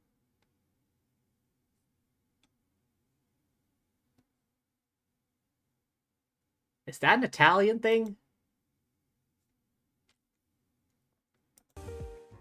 Alfred speaks in its usual cheerful tone. Once it reaches its destination, the Utopia will cease to operate.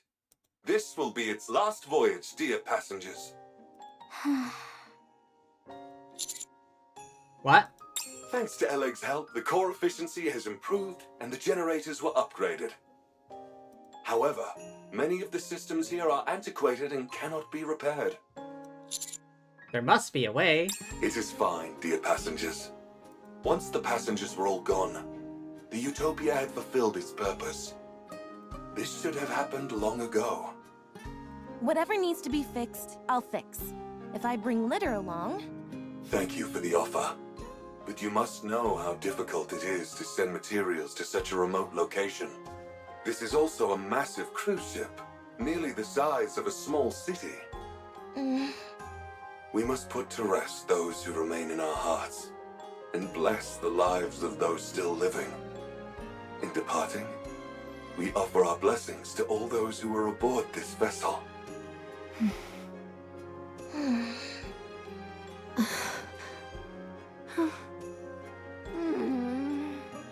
Until then, however, please feel free to enjoy everything the Utopia has to offer, dear passengers. Delicious meals, luxurious amenities, a safe environment, abundant supplies, comfortable sleeping quarters. Everything you can possibly want can be found aboard the Utopia. The Utopia. Enjoy your life to the fullest. On this paradise at sea. Woohoo! Let's boogie! Oh yeah, it's party time! Let's cut loose and have some fun! I'm going to the pool first! Oh, let's go together. Should I bring some alcohol? Absolutely not. I'll fully map out the cruise's structure. With plenty of snacks piled next to me, of course. Sleep on cruise. Yeah, I think Friema might be the second tallest person here. Just a little bit shorter than Senti. Wish fulfilled. Let's go, Commander. Let's enjoy everything the Utopia has to offer. What's with the blush on your face? Okay. Let's go enjoy. We must put to rest those who remain in our hearts, and bless the lives of those still living. Oh?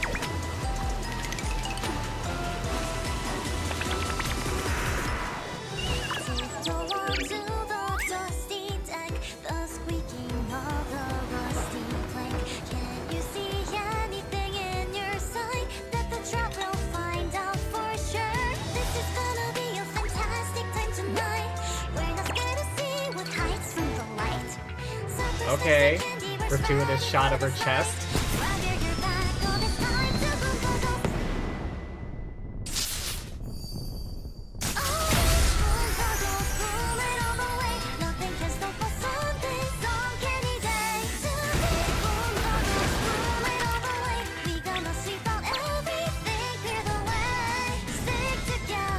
Damn! Where are you going with all that cake?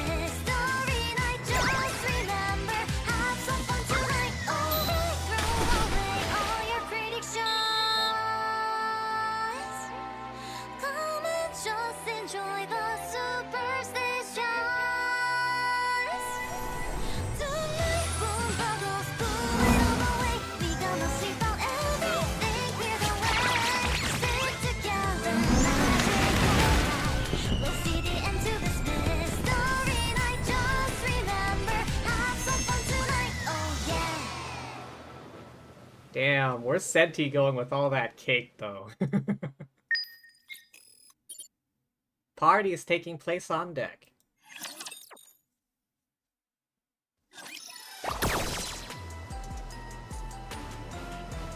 Can I watch that again?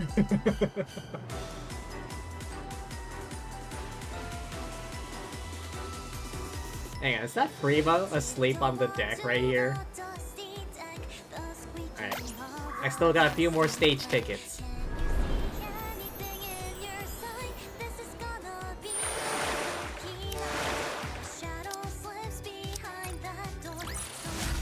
Is it enough for fighting?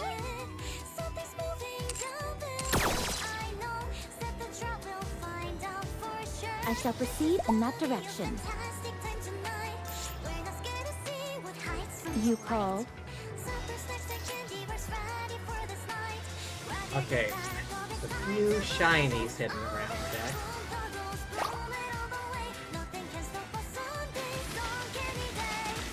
Ah, found one.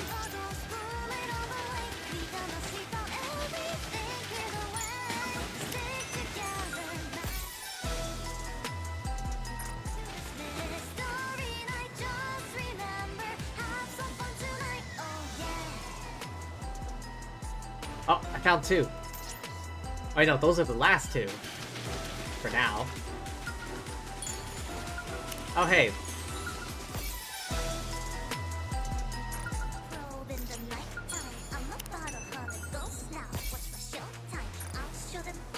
Boom.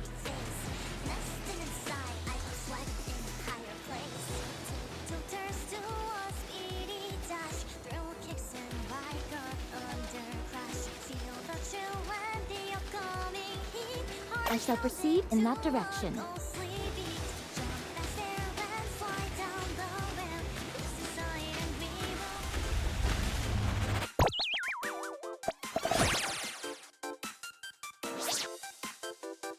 Alright.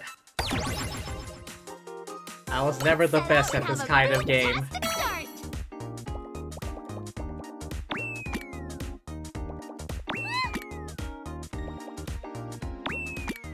Genius. We made it! It's my turn! Like taking candy from a baby.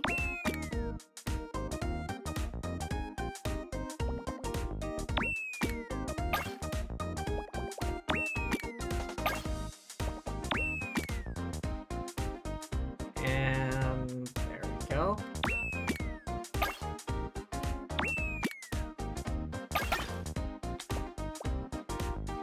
Prep done. The will to survive. Can you feel it? Okay, good. Keep it up!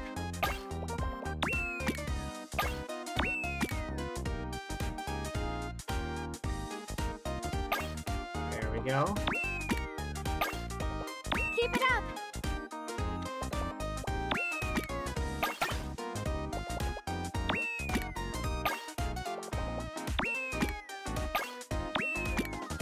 Like taking candy from a baby.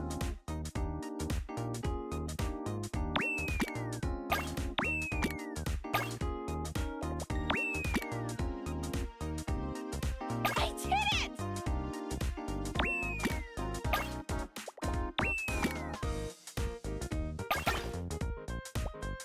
It's my turn! Keep it up!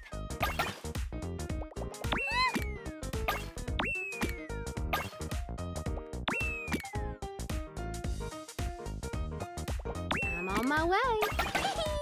Things just got even more electrifying. Alright. I would like to get it in between here, but that's gonna be difficult. It's my turn! Ah, back. I'm on my way!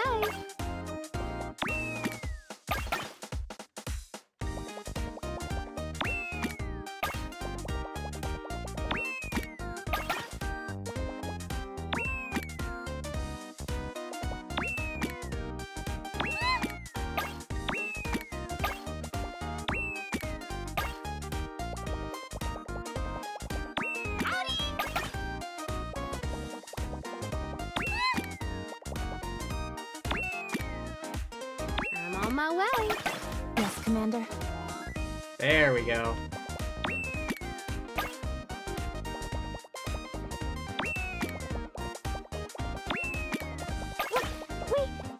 We made it!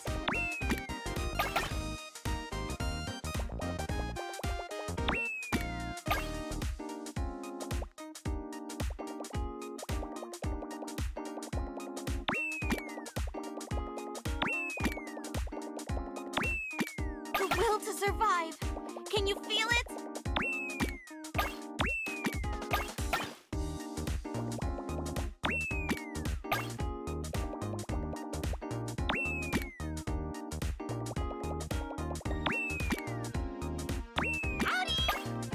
Oh my god, are you kidding me? They're practically touching.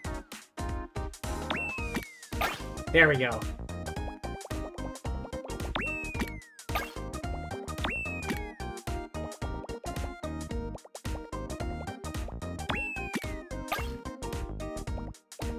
Maybe here. Oh wait, no, damn it.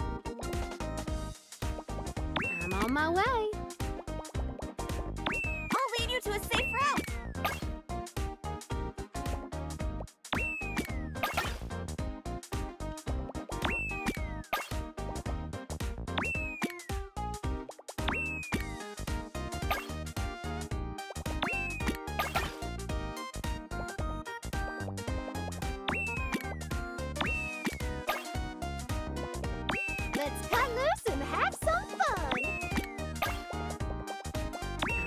way. Yes, what is there to be Nice. concerned about when I am around?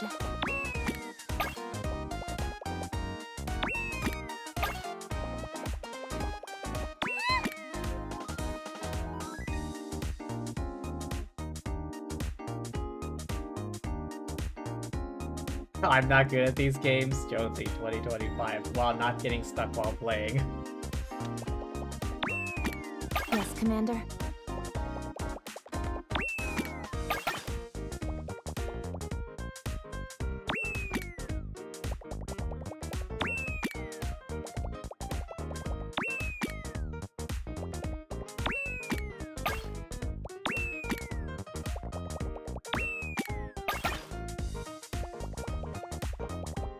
I'll lead you to a safe route. It's my turn.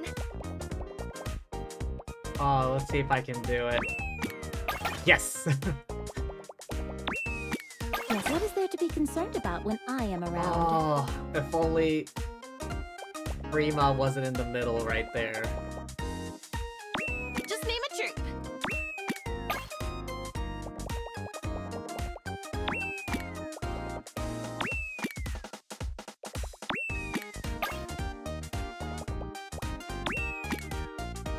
Ah, damn it. Not what I intended. I'm on my way. Oh, come on, just roll.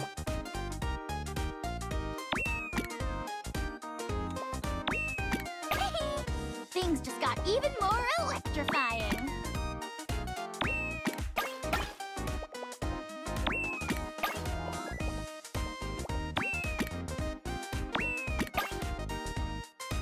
Oh, I should have put it over here. Yes, Commander. Nice. Genius. Let's cut loose and have some fun.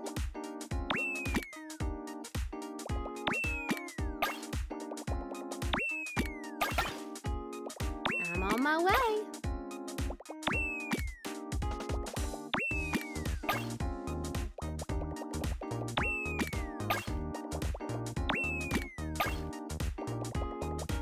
Keep it up. No. Oh, damn it. I was gonna try and drop it.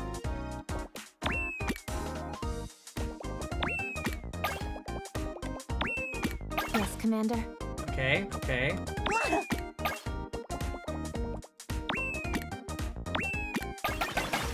Oh, nice.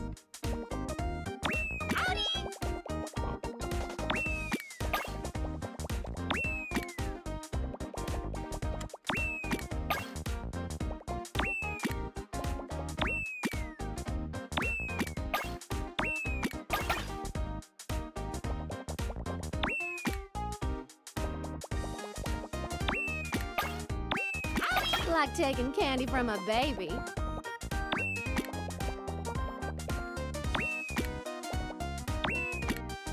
Oh my god. It's my turn.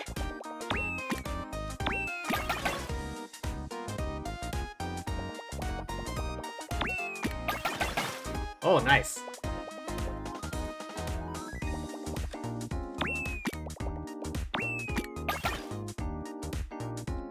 Right here, right here, right here. Nice.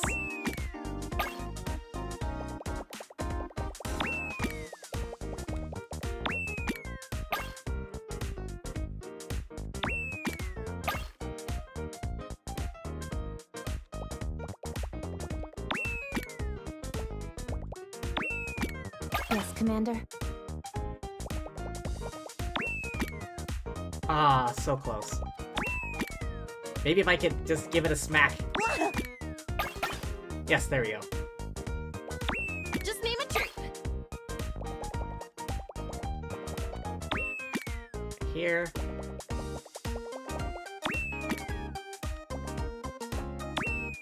Here. Let's hit it! Maybe one right here. Ah. Genius. Damn it.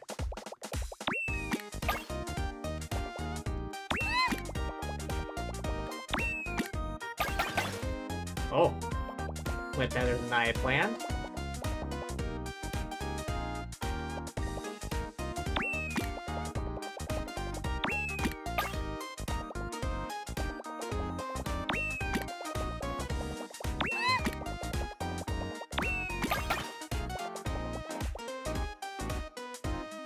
If I can get this right. Yes! Ah, damn it. There goes my opening. Yes, Commander. Oh my god!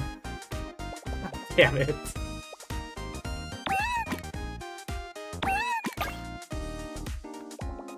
Hang on, maybe if I can... Ah, damn it. Just name a troop. Wait. Damn it. What is there to be concerned about when I am around? Okay, that worked, that worked. Somehow. Damn it. Let's cut loose and have some fun.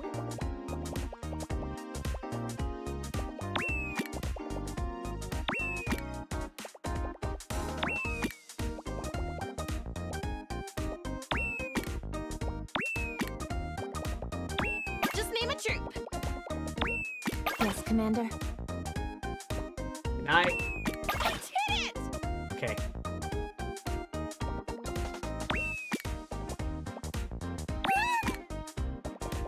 Genius.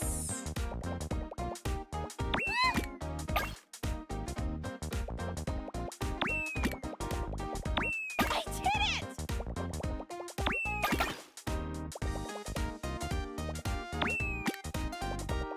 Huh? Alright, let's try the shake.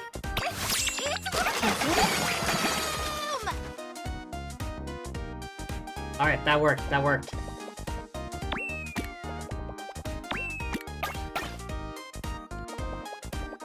I'll lead you to a safe route.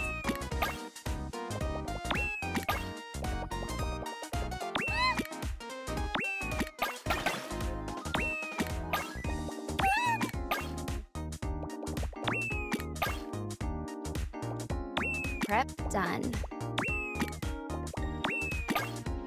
God damn it! Not again! Oh. Okay, if I stack one right here, damn it, okay. It's Genius. I was hoping it would go here.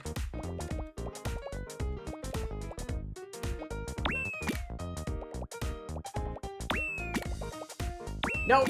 Oh, hell.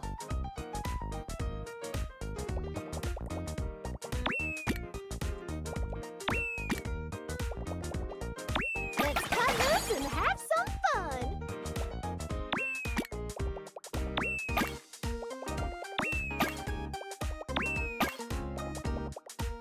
It's my turn. Alright, gotta shake it up again. Now, what is there to be concerned about when I am around?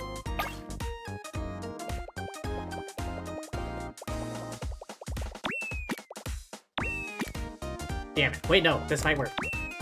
The will to survive. Slightly. Can you feel it?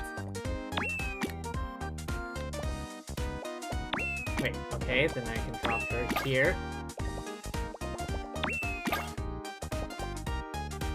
Oh, if I could just smash I'll that lead head. you to a safe route. Oh, this might be it. Oh, this might be it. Keep it up. Yes, Commander. Oh my god.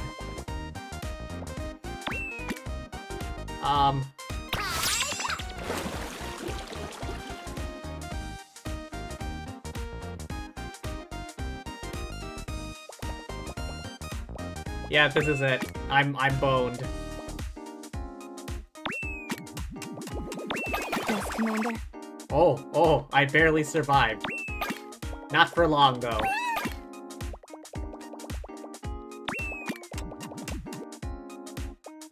It's my turn. Just name a troop. It's my turn. I'm getting exhausted. That's my best score yet. Oh, I think I went up in ranking. I'm no longer last. Hooray! I'm no longer last.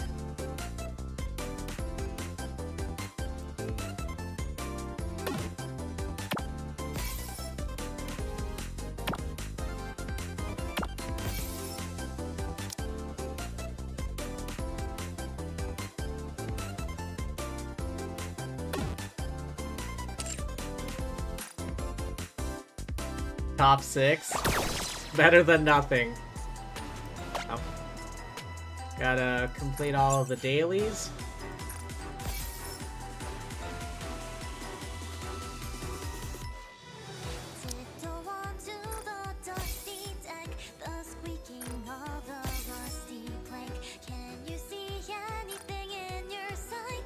Ah, now all that's left is the hard challenges, which aren't available yet.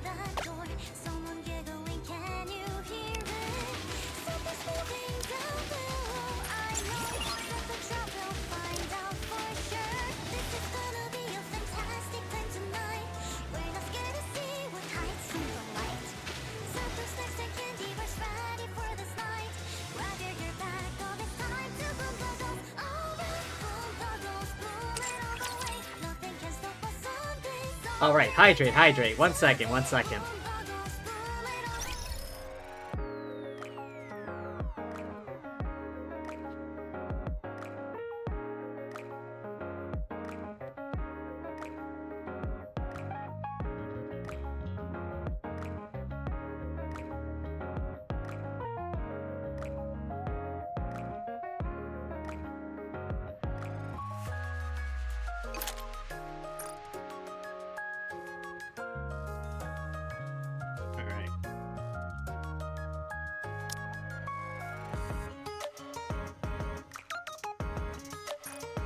Preview.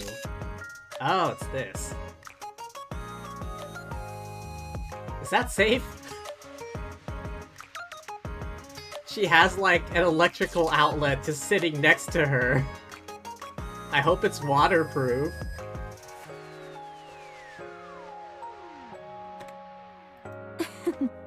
Back? No, do not save. Alright, pulls.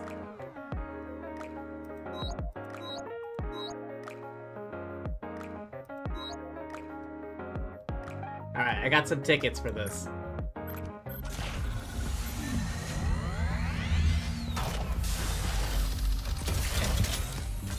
Here we go. Oh.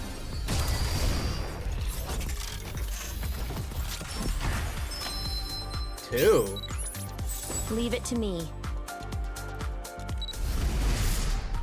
Oh, let's go. To be here, at your service.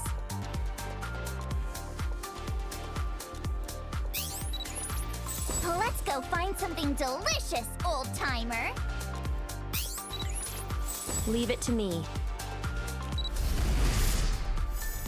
Missileless. Alright, who is it? Oh. I can't wait to be in a graduating class together with you, teacher. Hello, Naga. Alright. I do want... Wait, what?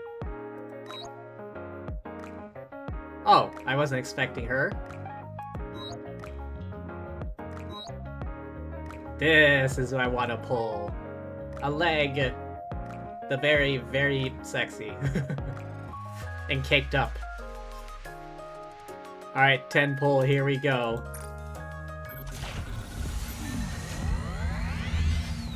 After that luck, I'm not exactly hopeful. Perhaps I should be?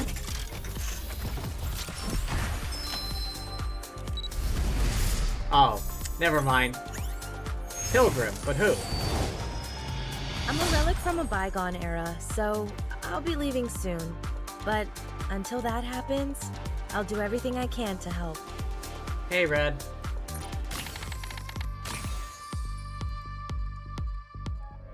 I have 170 golden tickets. You can take your time, Commander. I need 200. Build you everything you need. Come again if you need anything. I'm loving everything you do.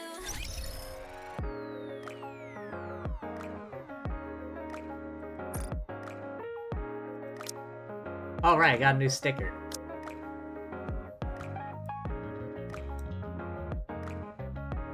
How many am I missing? Oh. Still quite a few, but I've gotten most of them, I think.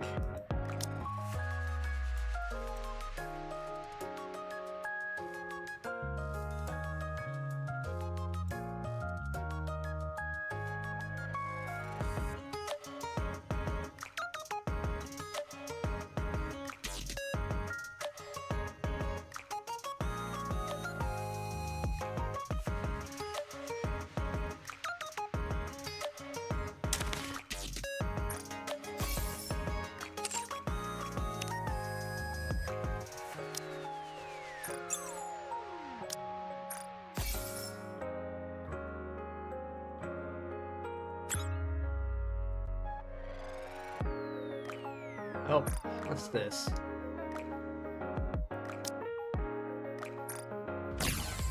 Oh, hello, Mast. I mean, ahoy there, Captain!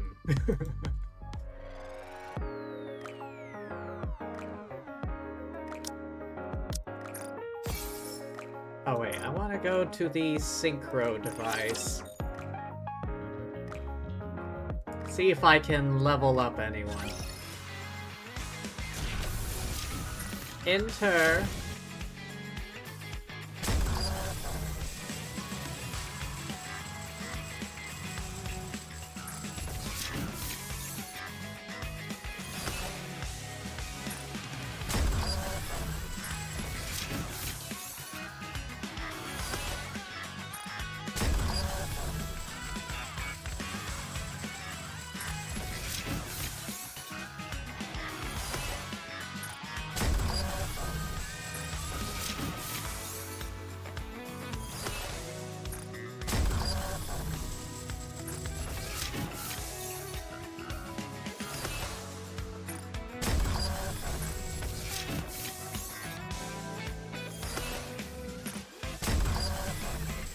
Got enough for now.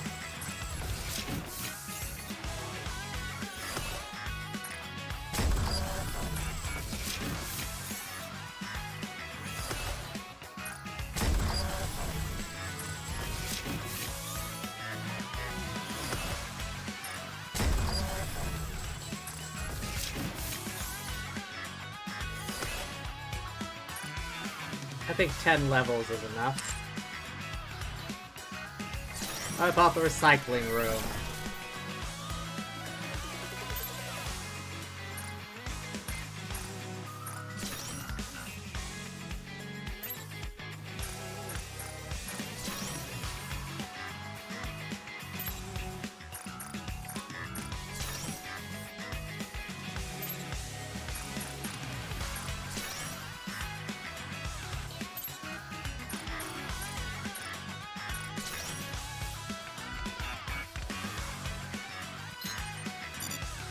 Synchro level 280. Come on, I don't have enough core dust for that.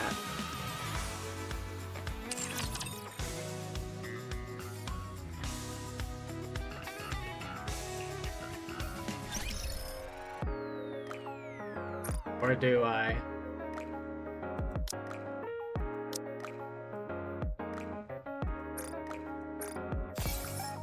$1,000. Go all core dust. Okay, that wasn't that much.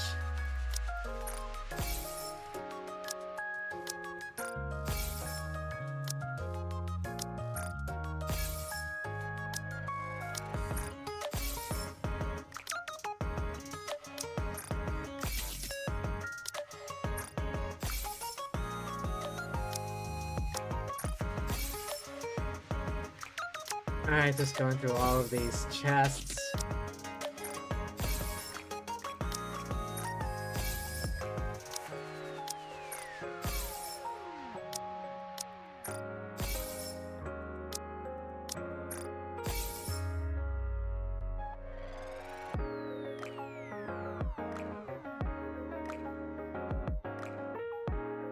I still got a bunch of these, and I can't use them because I don't have my synchro level high enough, apparently.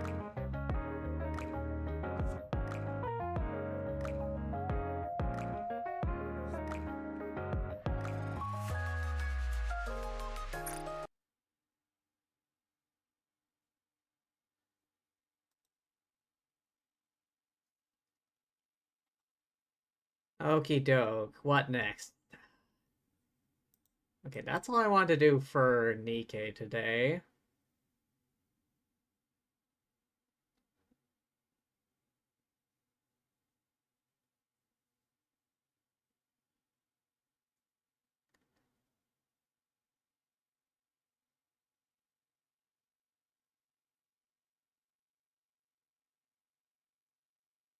Nothing's new on Genshin yet. Genshin time? I mean, I could. I don't think there's anything new, though. Yet. I might add. Oh, yes. Alice is coming. Oh my god, I want her so bad. I want the elf mom. I want to put her on a team with Klee. I want there to be non-stop explosions.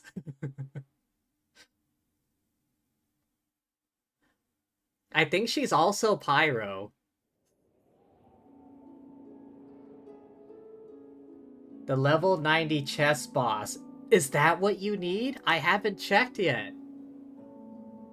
I haven't done the chess boss since, like, the actual, like, story, the main, story quest. What was the mechanic against that boss, anyway? I legit do not remember. I guess I'll find out in a second.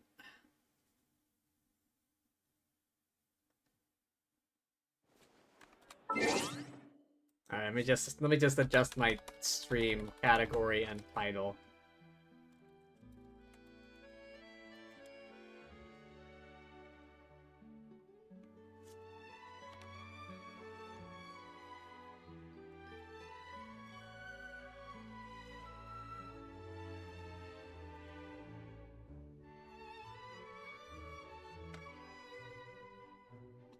Hang on, let me look it up. Let's see here. Alice, Genshin,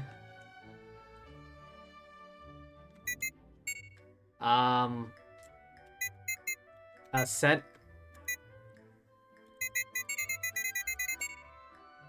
That how you spell Ascension? I did not put in Zenless Zone Zero. I put in specifically Genshin. I guess there's also an Alice in Zenless Zone Zero.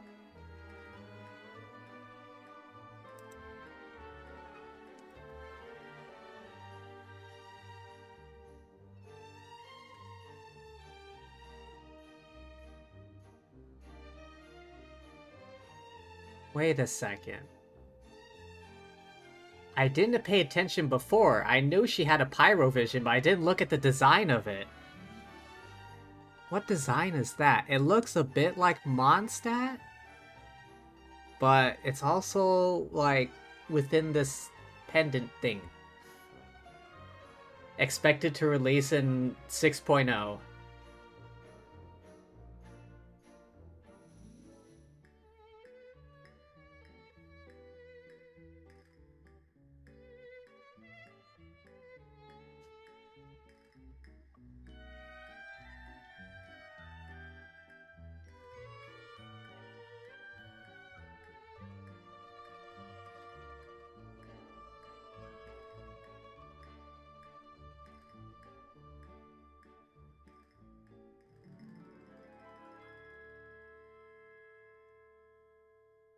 Damn it.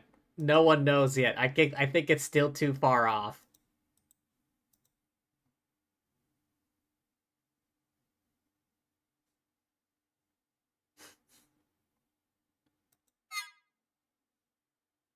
I guess it's still too far off. Nothing I really need help with right now. The world remains constant over the centuries. But human life is like the dew at dawn.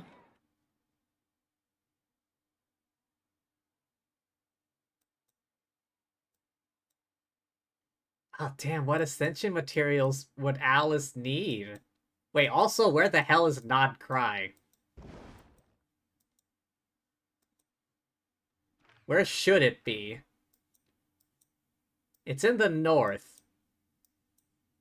I suspect. Here, perhaps? Or perhaps up here?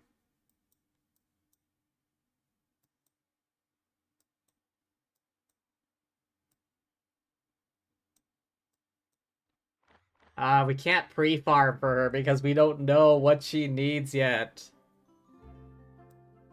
Ah.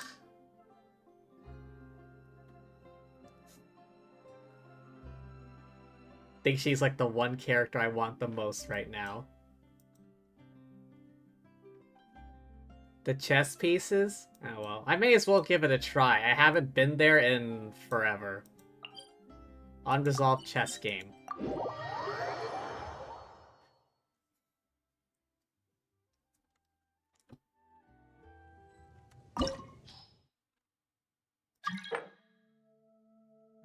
Not right now. Hang on.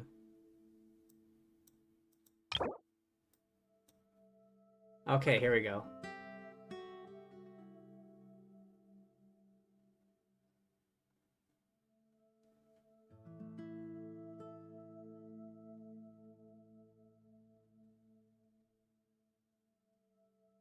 Continuously trigger frozen. Okay.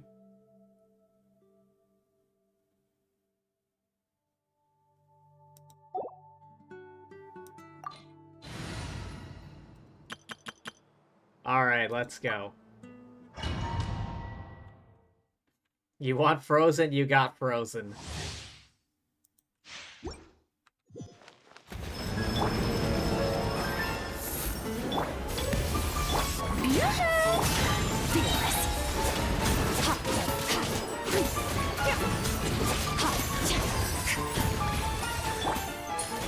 My guiding star! Annihilate.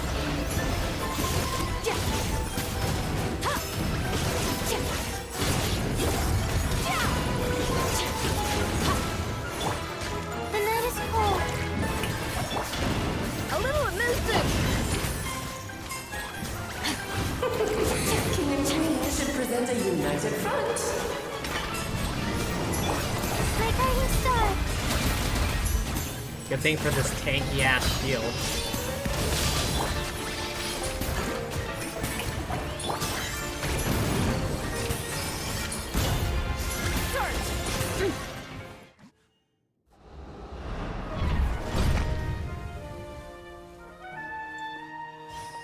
Alright, I can skip that. Oh, this part. Not now.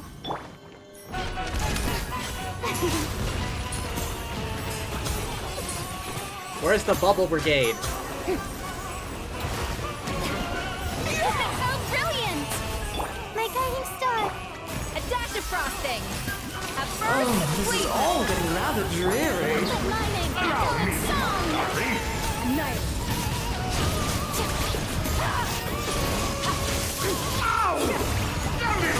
Not now! Strength! Off to the freezer!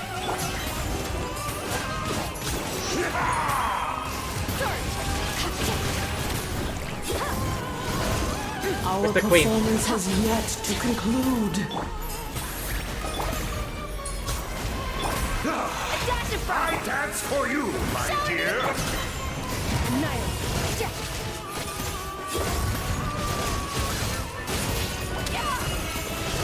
The stage is yours, my queen. I shall take the spotlight once more. My guiding star! Yoo-hoo! A little elusive! It's gonna go excellent! Let the world collide!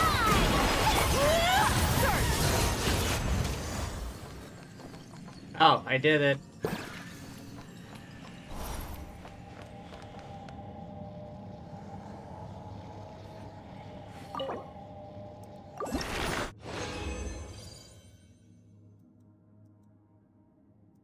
Alright, so when in doubt, just use firepower.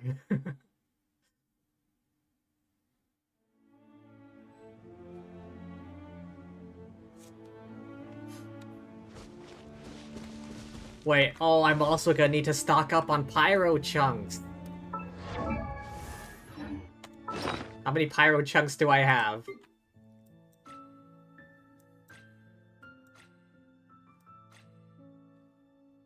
Alright, I got a bunch of these small ones, that ones. I don't have any orange chunks, though.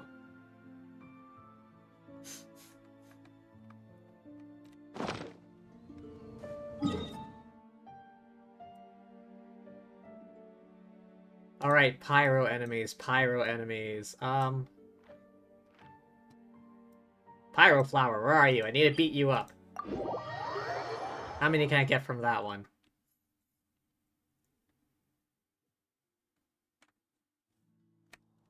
I need to stock up on pyro chunks.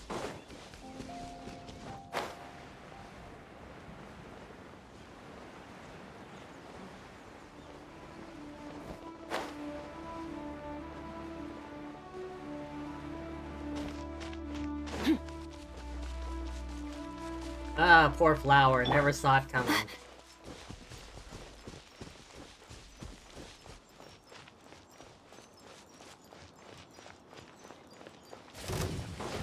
The night is cold.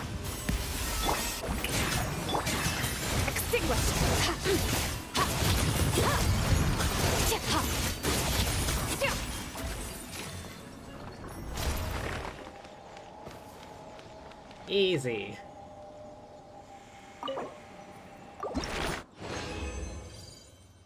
Ah, one blue one, three green ones.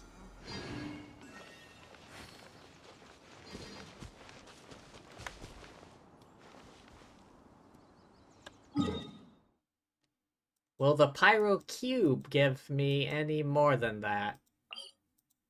Oh, wait, before I do that.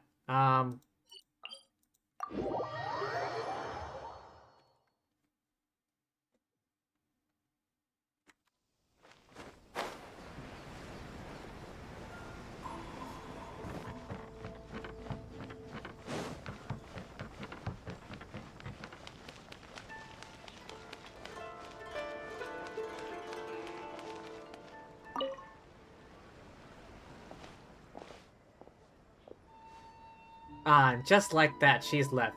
It looked like she was in pain, too. Must have had to go take her medicine. So, what's it about this time? Oh, just in time. Lumine, remember that case from before? I already cracked it. Elementary for Dear Hazel, I see. I suppose I could tell you the whole story. You look like you might explode from curiosity. She probably won't come after me for leaking case details. The culprit was a student who frequented secondhand bookshops. Too poor to buy books, he'd just read them on sight. One day, he wrote a letter confessing his love to the girl he admired in secret, planned to slip it into her desk. Shyness got the better of him. He retrieved it unopened.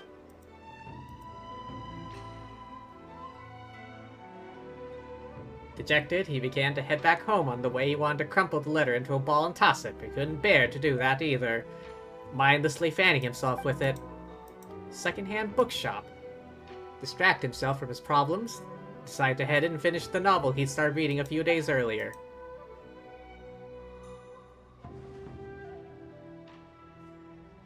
After finishing The Flesh-Eating Tree You Shouldn't Mess With, returned home only to discover his love letter was nowhere to be.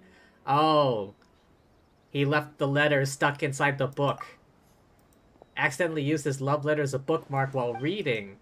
By the time he realized his mistake and returned to retrieve it, the book had already been sold. Shopkeeper couldn't recall the buyer's name. If anyone saw that letter, poor kid must have driving himself crazy.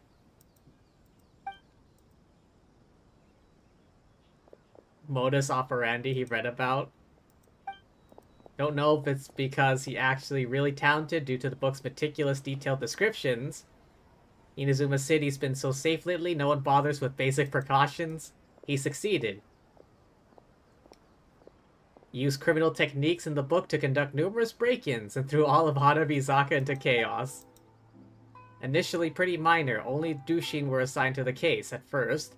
As investigations stalled, public got more and more restless. Kujo-Sara assigned him to take charge. Wasn't too complicated. As for the process, things went smoothly. How'd you catch him? I didn't really catch him per se. One of the Dushin from the station bought a copy of the flesh-eating tree, which you shouldn't mess with. I gotta see for myself how good a book that can make a criminal willing to risk it all is.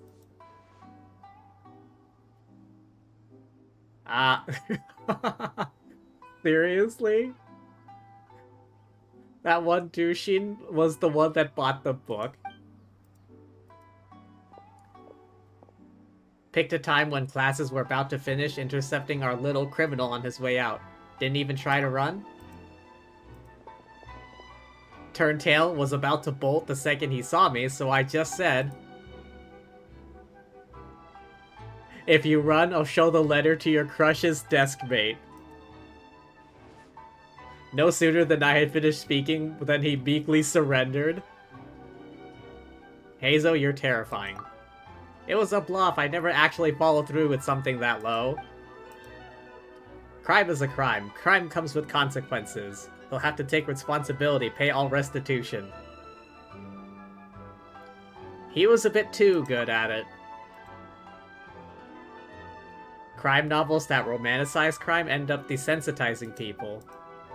Something like this isn't really illegal, right? No harm, no foul, no big deal.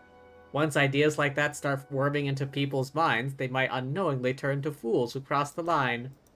Do you think like that?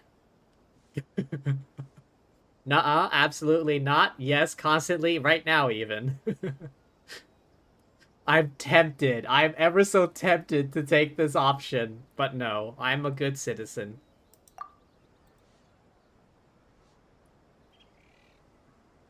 It's okay if you do. It's only a crime if you act on such thoughts. Look at the time. I should head back to the station. Pile of cases on my desk isn't gonna solve itself. After a debacle like this, won't be long before Madame Kujo takes us all on another public safety lecture tour. Let's just hope we don't have any idiot copycat criminals, otherwise overtime beckons again. I know the pain of overtime very well.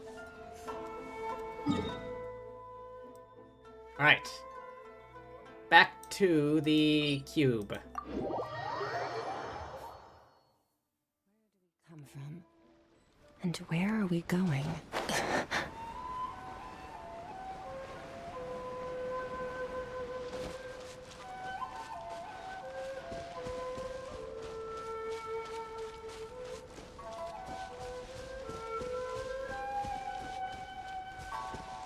Alright, do I have enough Hydro on this team to crack through that shield?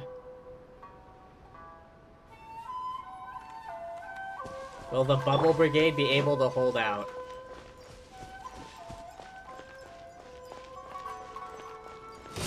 Not now. Adaptive frosting. Shower me with praise.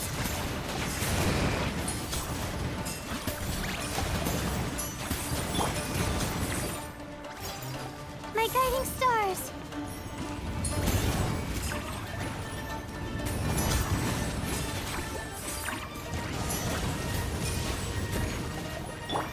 Strike a pose.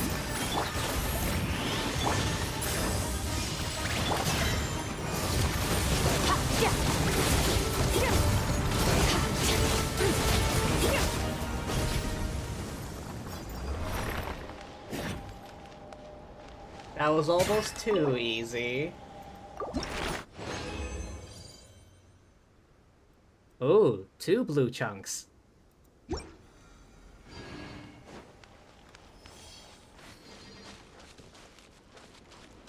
And there it is. No more waiting 3 minutes, or 5, or whatever the hell it was previously.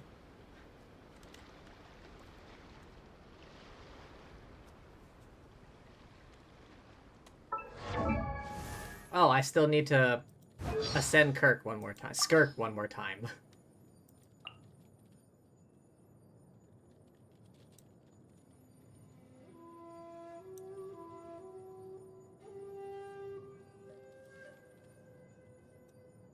Blah, blah, blah.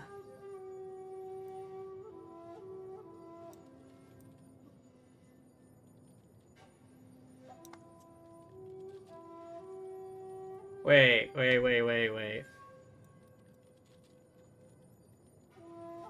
I may be the greatest calamity in the whole universe at this moment, blah blah blah.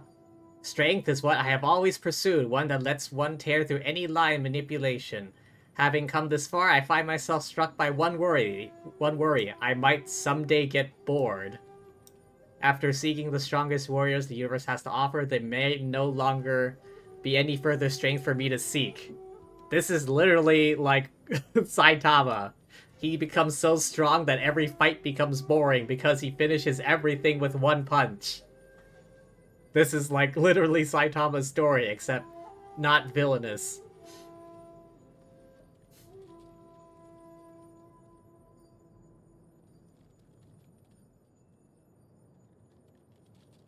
Distance is measured by the heart. My heart is slightly larger than the universe. Once the whole universe becomes my front lawn, all I shall see from then on will be two anthills waging a pint-sized war. I shall be in my prime then, and on my most weary. Yeah, this is literally Saitama's story. He's, like, worried he's become too strong.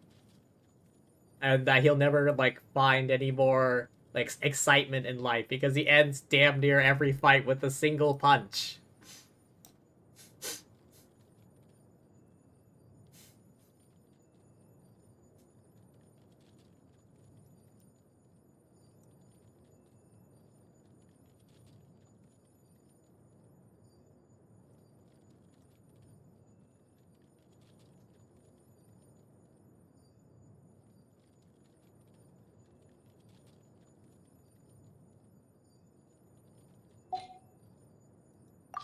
Voiceover.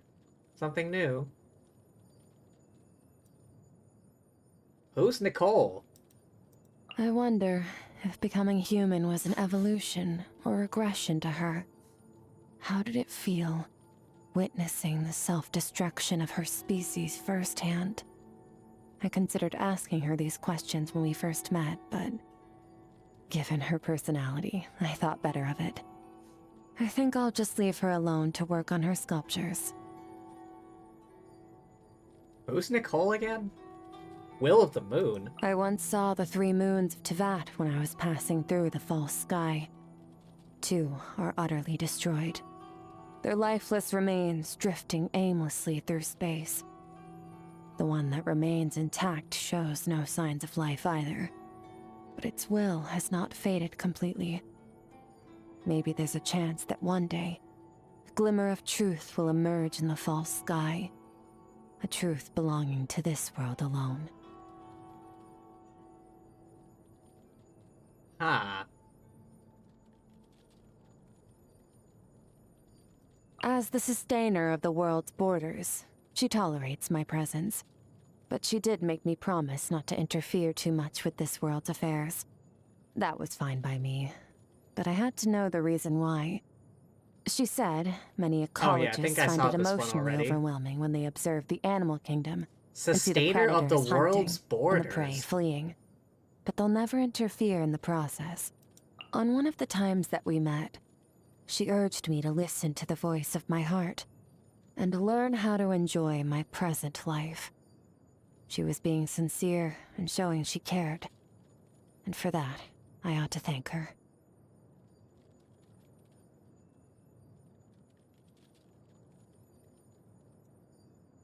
Once in a while, I find myself gazing up at the stars. I know it's just a false sky, but I can sense that the Creator had a romantic vision of the cosmos. Faced with the unfathomable vastness of time and space, humanity looks to history books to preserve a piece of themselves for the ages. And I think the Creator of this sky shared the same desire. To capture a fleeting moment of the universe and make it last forever. Affiliation, Cosmic Calamity.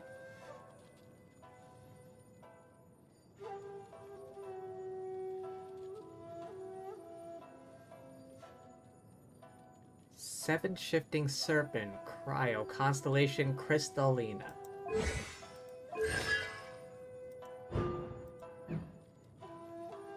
Huh. Enhances the passive effect.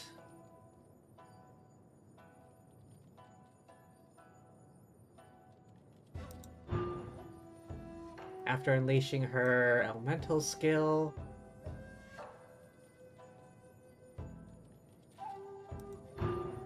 Increases level, passive effects.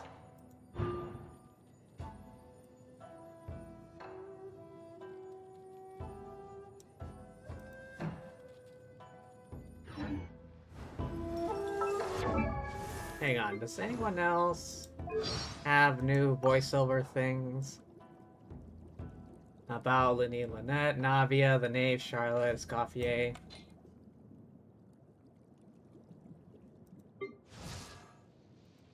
Raiden? Anything?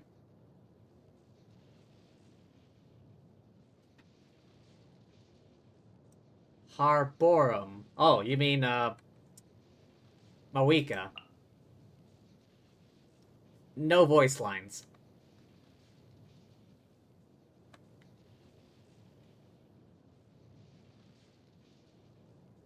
When I arrived in Kandria 500 years ago, battlefield of scorched earth on the level of Musojin Gorge. The fury of the Pyro Archon. Now I have the opportunity to meet that human once again. Perhaps you could introduce me. Both warriors, nice to find a spacious place to engage in a practical exchange. What, is she Goku all of a sudden?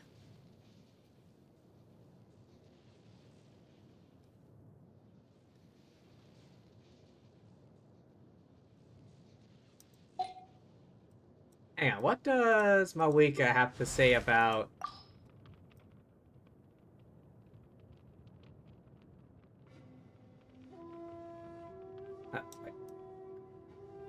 About... Hair, message, ancient names, vision... Chilnin, Sali, Chaska, Auroran, Yansan, Mualani, Kanich, Veressa... No, nothing about Raiden specifically. The second... To be quite honest, you likely know them better than me. However, their nations continue to survive and thrive to this day, and that would be impossible without strong leadership. Once this chapter of Natlan's history comes to a close, I plan on strengthening our relationship with other nations, so that Natlan can continue to grow. I feel like a liaison now. Like, if any of them wanted, like, to better relations with any of the others, they'd probably come to me.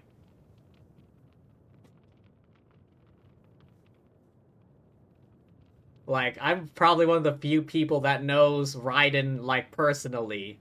Or Nahida. Or Venti, although he doesn't exactly do much. The old man is, technically dead? Like, he's dead on paper, like, the whole story quest of his.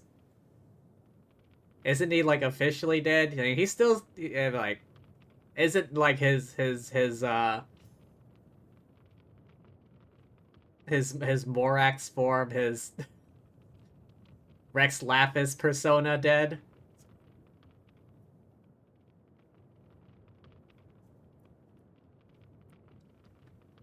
So, Farina, she's out of office. I think that role falls to Neuvillette now.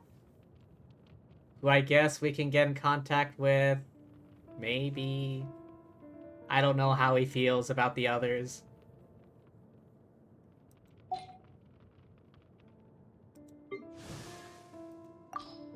Hang on, what does she have to say? Oh. Ah, no voice line either. Okay.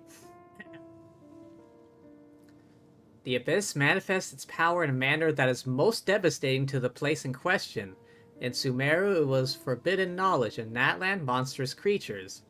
Our experience combating the Abyss is inapplicable to Natlan for that very reason. I still regret I was unable to offer aid. Thankfully, the crisis has now been resolved. My week has said many Natlanese are planning to visit Sumeru. I plan to welcome them with open arms. Ah, I see. Still, though, you could have lent some, forces. Ask some of the Eremites to pay some Eremites to go fight in Natlan or something? I don't know. People often say that wisdom isn't about what you know, but knowing what you can change. It is beyond question that the prophecy was carved into ermine so long ago. And while it may look like nothing has changed, it also seems like everything has.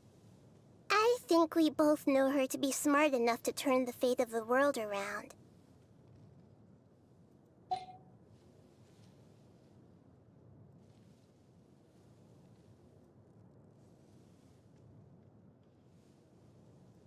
Yeah, Farina.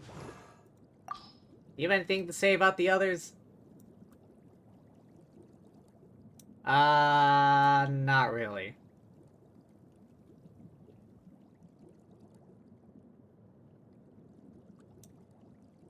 Not really.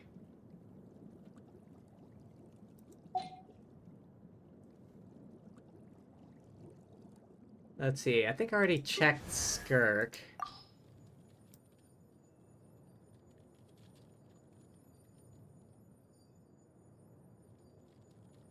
Dainsleif? At one time, he was Master's rival.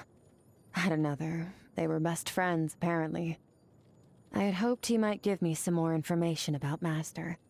But the moment he recognized my style of blade work, he got very agitated and demanded to know Master's whereabouts. I don't want to deal with him. Hopefully I don't run into him again anytime soon. Dory? Yeah, the shrewd merchant. She's one of Alice's friends. I occasionally sell rare monster carcasses to her, since I need Mora to get by into that. She's made a pretty good impression on me so far. Never asks about my background, at least. I don't know how fair her prices are, but I also don't care. I only need enough to get by. Any extra would be wasted on me. I suppose. Wait, hang on, what does Dory have to say? Wait, how high do I have her relationship? Not even close.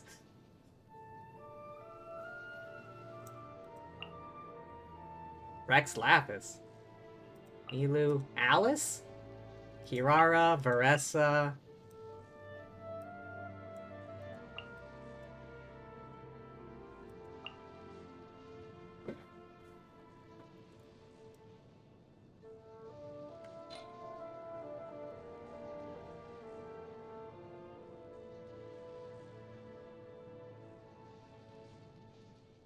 Constellation. Magice Lucerna. Curious, what does Jean have to say about Alice? About blah blah blah. Barbara, Lisa, Amber, Klee, Arca. Grandmaster Varka is the legend of his generation. On the day of his triumphant return, I shall be sure to personally introduce you to him. I'm sure you too will be in awe of his greatness. Oh yeah, that's right. Varka's showing up in Not Cry as well. Though it may be said that it is in a child's nature to play, the things Klee plays with are far from toys. I can never take my eye off her. I'll bet. I was thinking for a second, like, what does Klee have to say about things? But I'm pretty sure she's just like, oh, they're the best people ever.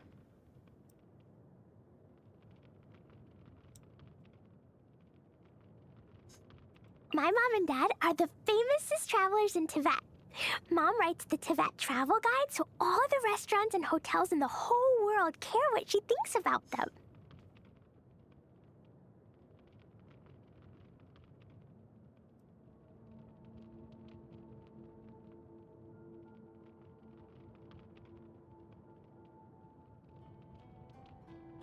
Sucrose, Mona, Albedo, Diana Bennett, Lisa, Duluth, blah blah blah.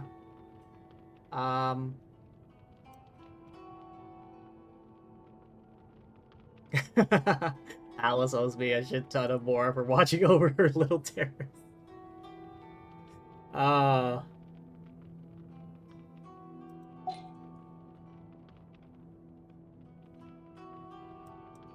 Who else knows Alice? Wait, Miko. Miko knows Alice. I think. Wait, she should be somewhere over here. Pink hair, pink hair.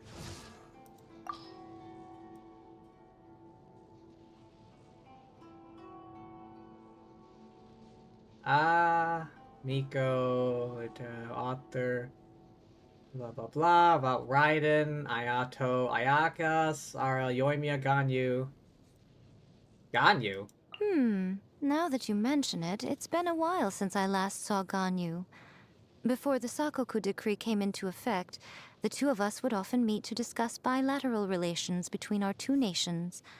I always found her quite reliable. The next time you go to Liyue, take her some more fresh sea Ganoderma for me. Anxiety and exhaustion strip people of the emotional energy for novels? Well, I suppose Yai Publishing House needs to work harder then. Apparently we haven't published a single volume to Miss Mizuki's liking. I'll give my editors and writers more time. If we still can't satisfy her, then as the editor-in-chief, I suppose I'll have to write one myself. The Baku Chronicles has a nice ring to it, When Mizuki first returned to Inazuma, she was so skittish. Whenever she saw me on the street, she would immediately avert her eyes. Oh, me? No, I didn't call her out on it. It was pretty fun to watch her squirm, actually.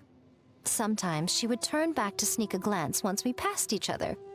I thought about turning around to face her, but I'm sure it would have scared her straight back into her Baku form and sent her running for the hills. But now, she's a lot more comfortable. Well, comfortable enough to criticize me in the reader correspondence column of That's Life, at least. The Baku are quick to adapt, I suppose.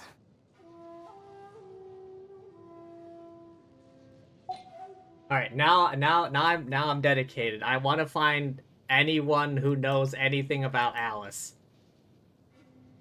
Already check her. Unlikely. I don't know. Who would have met Alice? Wait. Anyone from the Knights. Anyone from the Knights.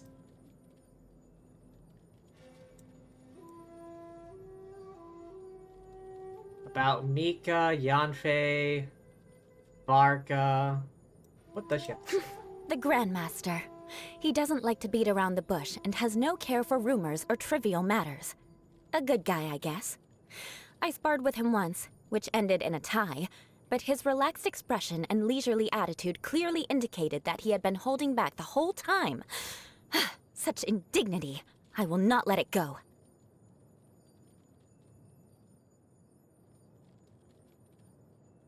Okay, nothing about Alice. Wait. Didn't Ayaka meet her? About... No. Oresa... I already checked Nahida and Raiden. Who amongst them would have met... Ganyu's old enough. About Morax, Ningguang, Kaching, Xingqiu, Shanling, Beidou, Xiao Yanfei, Shenhe, Yalan, Xianyun. Cloud Retainer. Oh, I mean, Miss Shenyun. We went shopping together a while back, but we ended up stopping at every single stall. And she wanted to inspect every item they sold before we could leave. When we finally remembered to get something to eat, it was already dark out. It really reminded me of the time I used to spend training in the mountains with her. Back then, time also seemed to pass in the blink of an eye. Kaya? You know, I think he's all the way back here.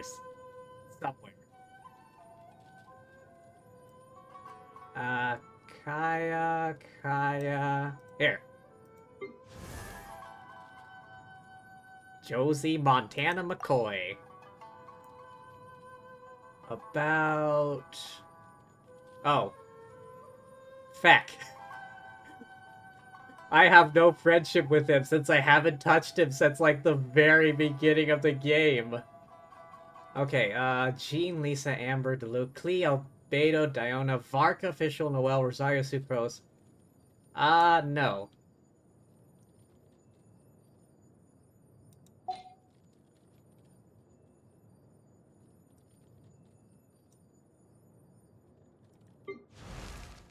I was thinking Deluxe, but...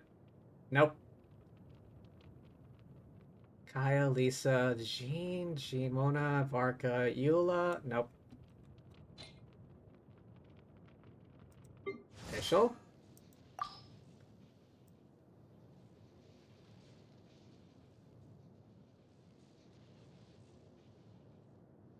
Bennett, Lisa, Kaya, Mona, Rosario. Nope. Nothing about Alice.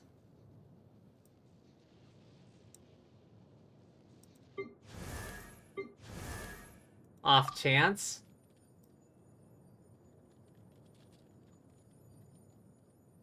Nope.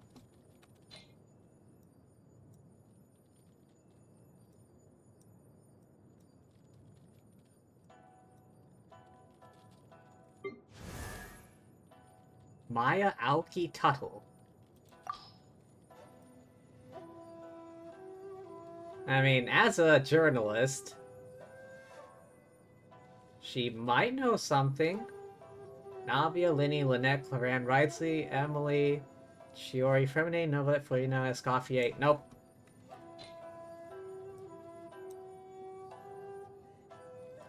Amber?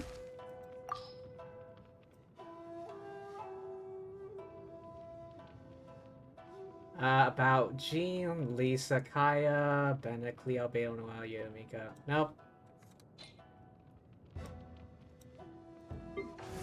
Rosaria? Deluca, Venti, Barbara, Jean. About her father, Clee. Dahlia. No voice line. Habit of always offering to pick up the tab. Tavern etiquette is very good.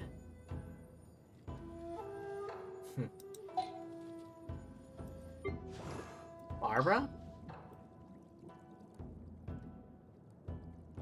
Jean, Lisa, Amber, Deluxe, Venti, Bennett, Varco, Dahlia. My father left on the expedition with Grandmaster Varka. I hope they are okay. What am I worried about? The Grand Master is none other than the Knight of Boreas. Of course they will be fine. Still, I will be sure to pray for their safe return. You can pray, but I don't think Venti is gonna do anything about it. Knight of Boreas. Oh wait, no, I'm thinking of Andreas. I thought that was the wolf. Andreas is the wolf. Boreas is someone else. Lisa? Does she know anything about Alice? Jean, Amber, Barbara, Deluxe, Razor, Clee. No. What'd she say about Clee, though? Last time little Clee wanted to use my workshop for her experiments, I had to say no, and she was angry at me for the rest of the day. What happened the next day, you ask? She went off happily to play outside, of course. Mona, maybe? Jean, Albedo, Clee, Deluxe, Kai, Lisa, Venti. Nope. Ah, yes, Alice's daughter. She's in the custody of the Knights of Favonius, and Albedo looks after her too. She's blessed to have Trifolium as her constellation, which represents good luck. I'm slightly envious. Although, if I'd been blessed with good luck, I suppose I never would have had the great honor of running into that old woman, would I?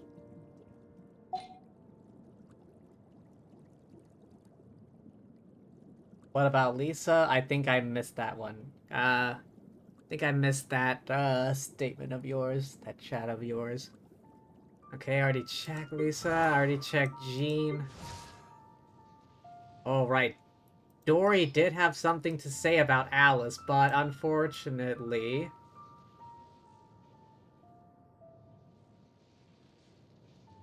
Or not? Oh, yeah. Friendship level 4. Alright, I need to check my teapot. Off chance? Noelle, Clee, Jean, Lisa, Kaya, Albedo. Nope.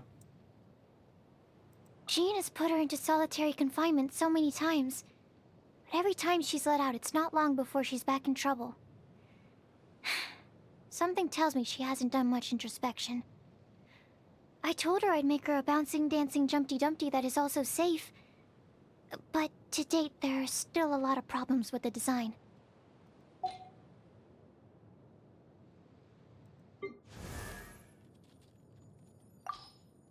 Unlikely, but off chance. Nope. Ningguang? Bao Beidou, Zhongli Xingqiu, yeah, blah blah blah blah. Nope. Wait. I plan to have Lady Xinyun over for a casual conversation over tea in a few days. I happen to have in my possession a number of mechanical devices, and I would be most interested to hear her insights on their design and use. It would also be a fine opportunity to hear about her experiences as an Adeptus, adapting to a new life in Liyue Harbor. All I require now is a suitable candidate to deliver the invitation to her on my behalf. Would you be interested, traveler? I mean, honestly, you could probably ask Shenhe or Ganyu to do it too. Considering they are her adoptive kids. Off chance? Lady Linef, Remley, Naveferina, Saritza, the various members.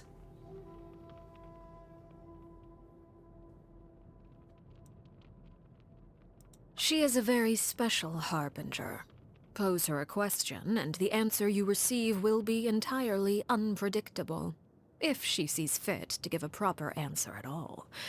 Regardless, any answer you do receive is sure to be an interesting one.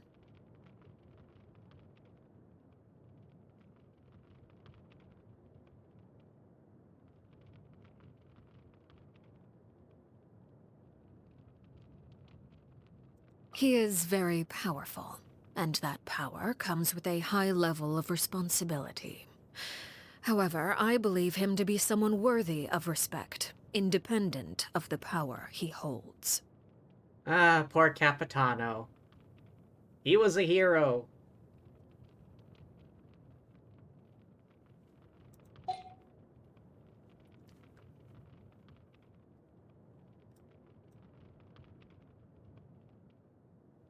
Let's see, who else? I don't know.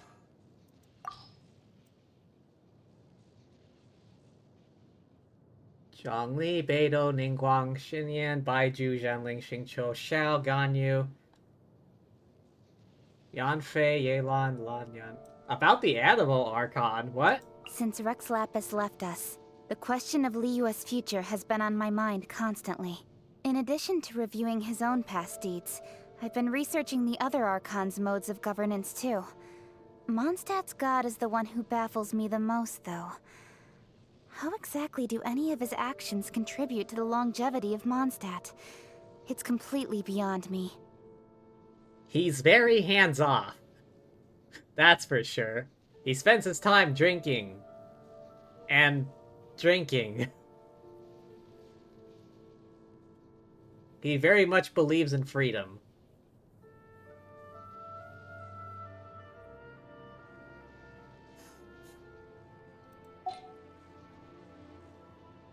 I'm just going down the damn list.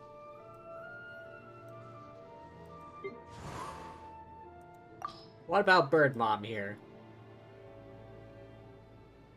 Gan Yu, Shenhe, Zhongli Xiao, Hu Tao, Zhanling, Ning Wang, Kaching Yun, Jin, Yao Yao, Gaming. Nope. One once asked Ganyu what she typically works on during her overtime hours. Her response was filled with hideous-sounding words, such as meeting minutes, summaries, annual reports, financial projections. Were she not of Qiling blood, and had one not taught to her the secrets of cultivating health, this avalanche of bureaucratic writ would have surely overwhelmed her. When you see her next, would you check that she's been drinking her Qingshin infusion of clear sight on a daily basis? Oh, hydrate, hydrate. Alright, alright. Shanhe told me that once, when she was delivering an order for Wanmin restaurant, she ran across the rooftops to save time. Her customer was terrified when she jumped down onto their doorstep, and was about to call for the Millilith. Fortunately, Shanhe disappeared as quickly as she arrived, leaving the food delivery behind and making haste before the customer had time to react. It seems she is growing more proficient at handling crises all the time. One could not be more pleased. Really? She's pleased about that? Okay, so I understand running across rooftops to save time, and then jumping down from out of nowhere to deliver the order, but then, like, Batman disappearing. More proficient at handling crises all the time. Really? That's what you consider handling a crisis?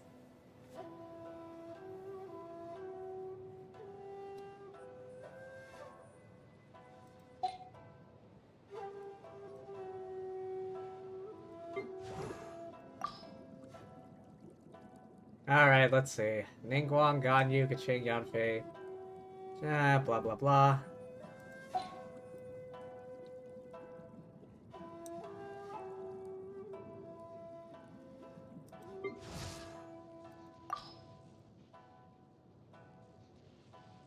Dory, Escoffier. Nope.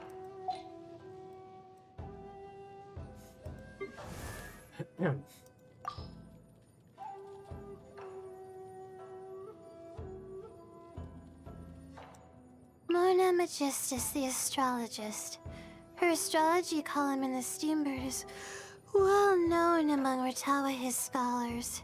Her articles always cover super specialized topics, but can still be appreciated by non-academics. That's no easy feat. Huh? Her name seems to just roll off my tongue? Oh, that's just because I have a lot of respect for amazing people. a fan of hers, I see. Oh, I know who you're talking about. Lisa Minchi, the legendary Spontamod prodigy who graduated in just 2 years. If only I had her brains. Huh? 2 years? You met her in person when you were in Mondstadt? Really? So, what's her studying process like? What books does she read and what kind of work does she do? Where should I start if I want to learn from her? She's fangirling.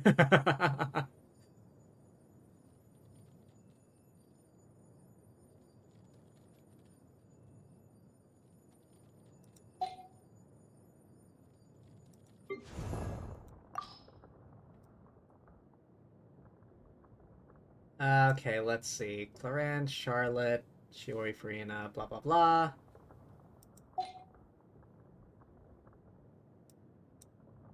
Let me start way at this end.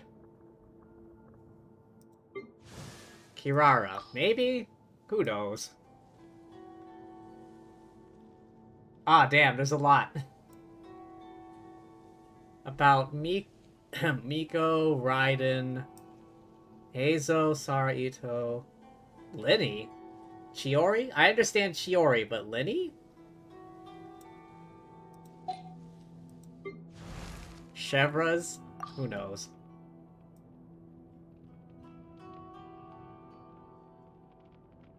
Navia, Lenny, Fremine, Clorand, Riotsley, Emily, Churi, Charlotte, Siegeween, Nevelet, Farina. Unlikely.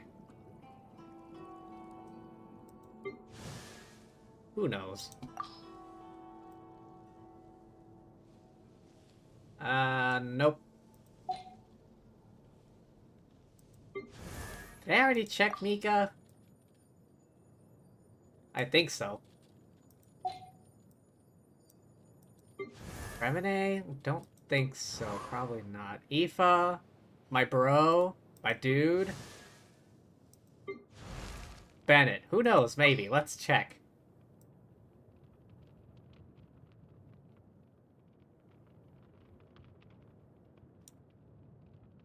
Barbara, Clee, Official, Jean Varco, Razor, Amber. He's my role model.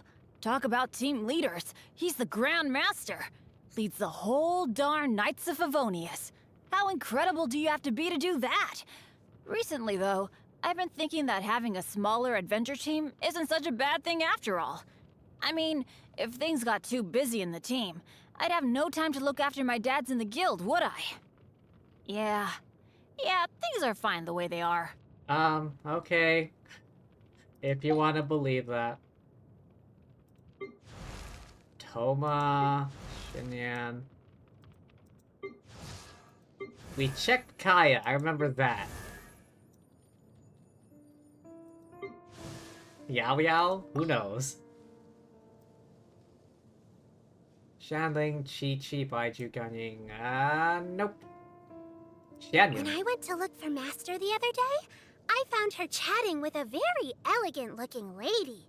She said her name was Shenyun, but her hijinks didn't fool me. I could tell it was Auntie Cloud Retainer right away. I mean, Master looked like she was really happy to see her, so how could it be a stranger? Evidently, she was an old friend.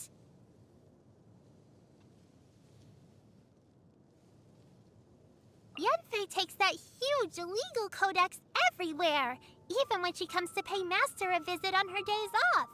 She's incredible. I don't know how she carries that heavy thing around all the time, and I can't imagine how much hard work it must be to read it.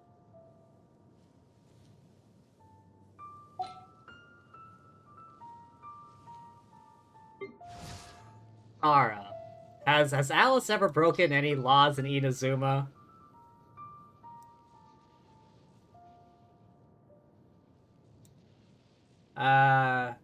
Toma, Ayaka, Yoimiya, Heizo, Raiden, Miko, Kokumi, Goro, Ito, Shinobu, Kirara. Nope. And I'm back through the loop. Okay. I think that's not everyone, but all the likely suspects. That's all the likely suspects. Alright, what events are happening right now? Oh yeah, this thing.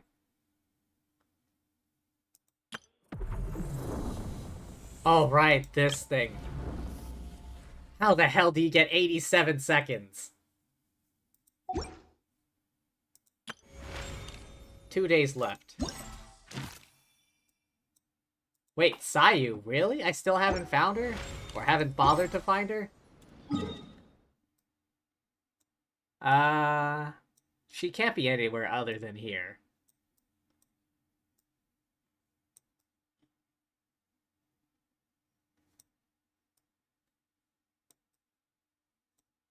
Damn. I've been neglecting that. I was, like, really on it at first, but then after a while I started neglecting this, and now I still haven't found... Sayu here. I found everyone else, apparently.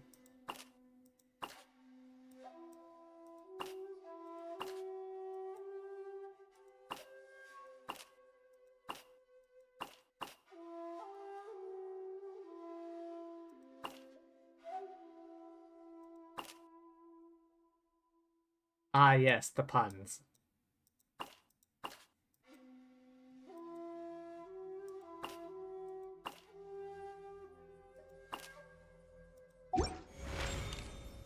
Test run, that.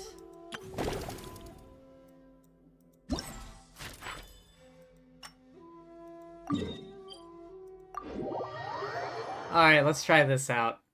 I did like the first stage.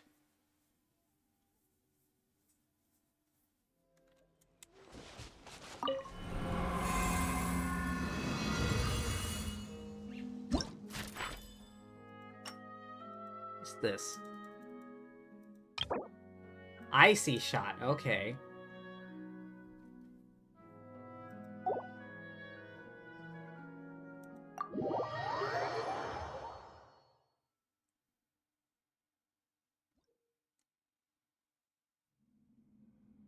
Monsters affected by Hydro here, you can use Icy shots to trigger Cold Snap.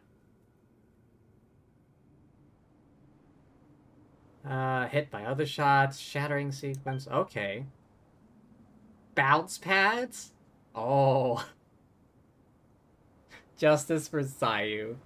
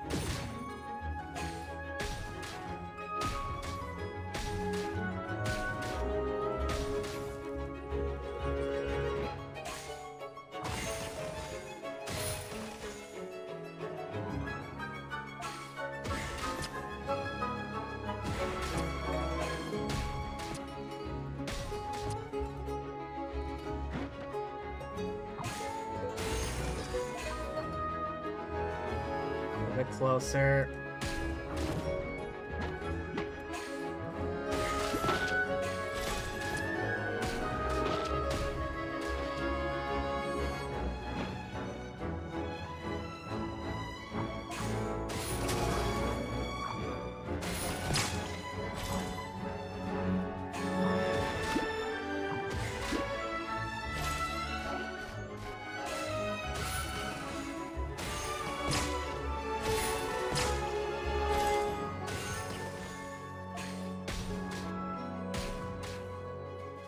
Ah, 6 waves remaining. Hang on. Wait. Hey! Oh, oh, oh, I see it, I see it!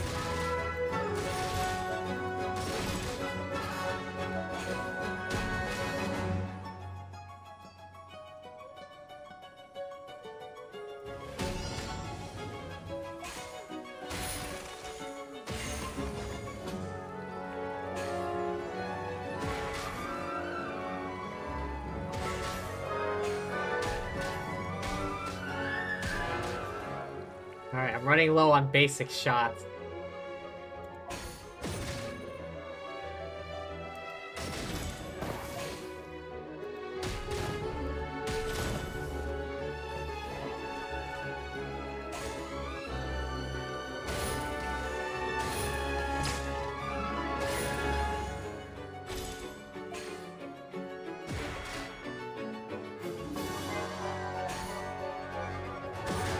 Nice.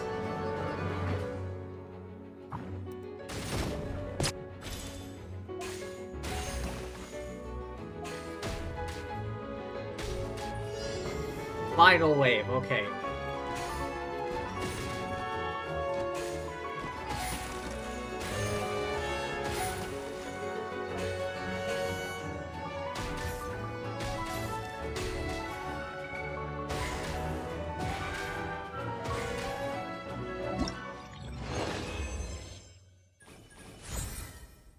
Perfect result. Okay, sure. If that's what you consider perfect, I'm not gonna argue.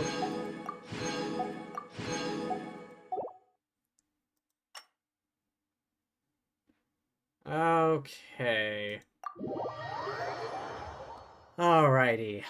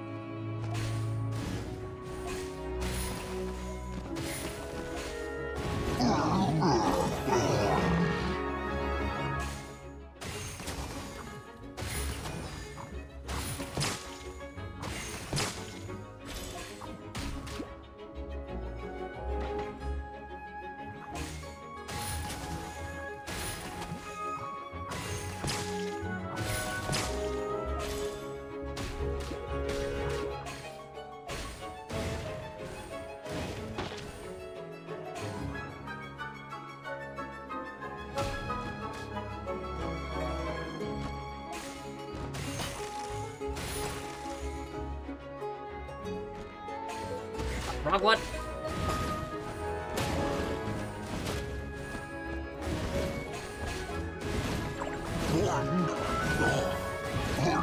Ah, one of them got past me. Back in.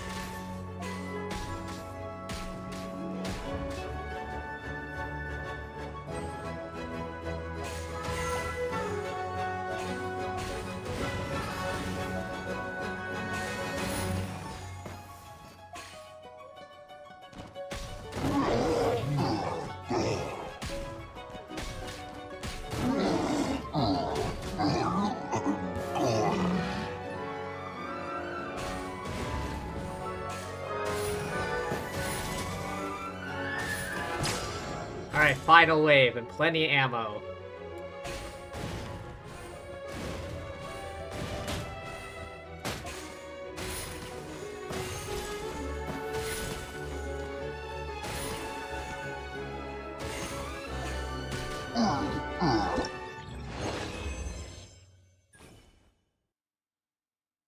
Not perfect, but good enough.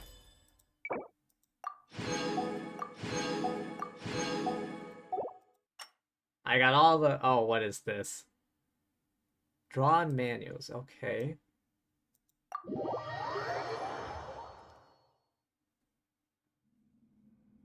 After you fire nega pressure shots, press fire button again to detonate at suitable locations. Wait for them to explode on their own.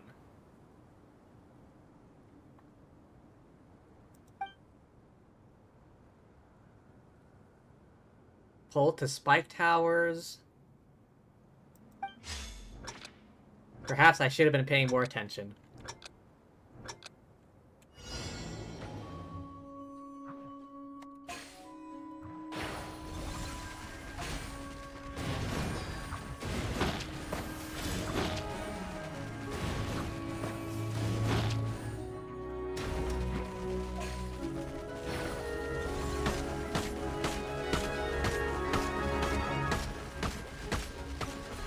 Okay, okay.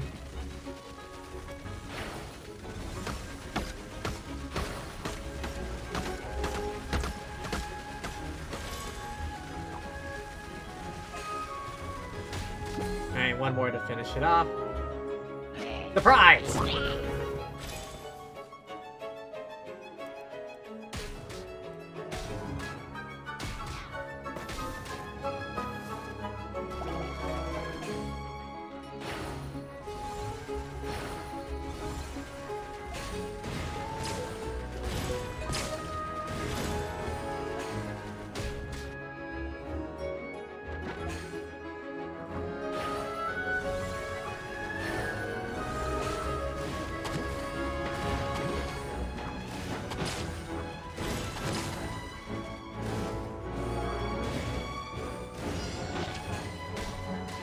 Oh, running low on explosives? Alright.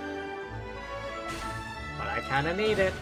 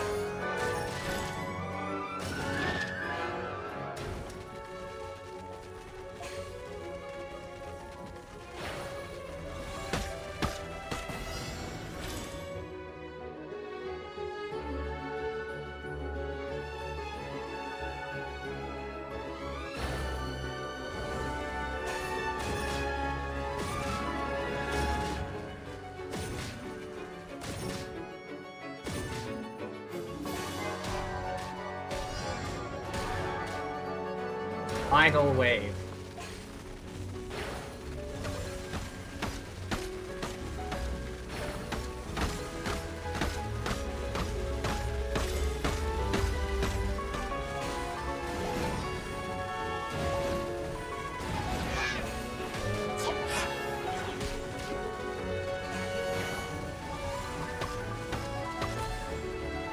And voila!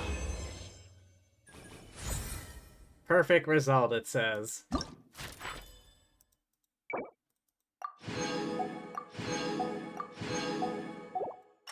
Alright, last one. Oh, bounce pads.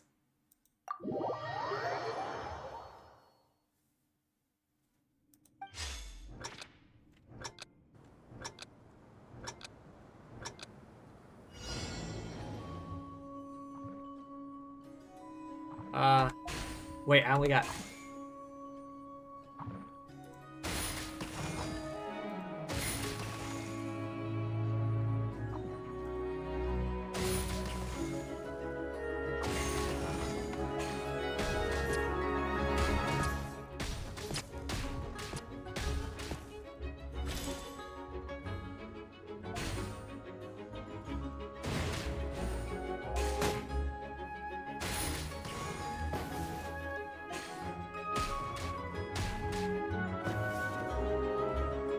Wait, I know this one.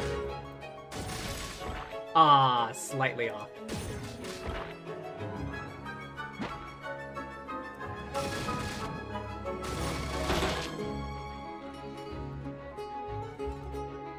Trick shot.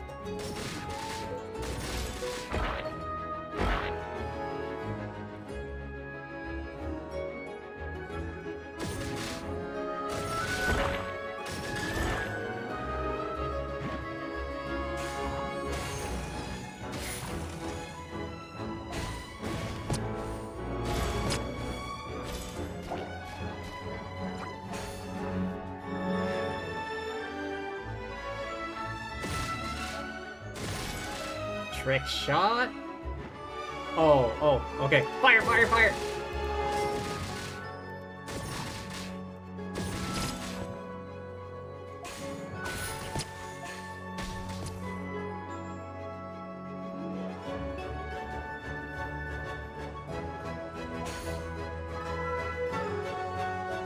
Fire!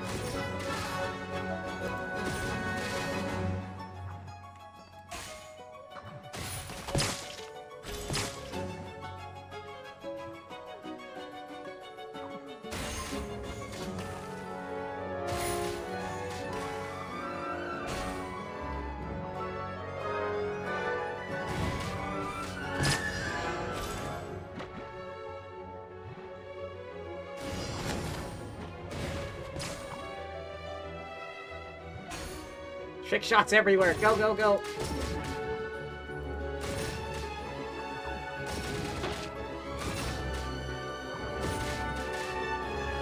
And just... Hi, Cinderella. Oh,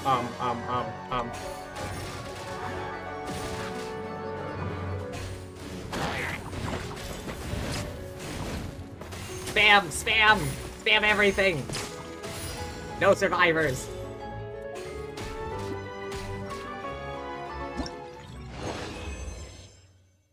Again, hi Cinderella, welcome.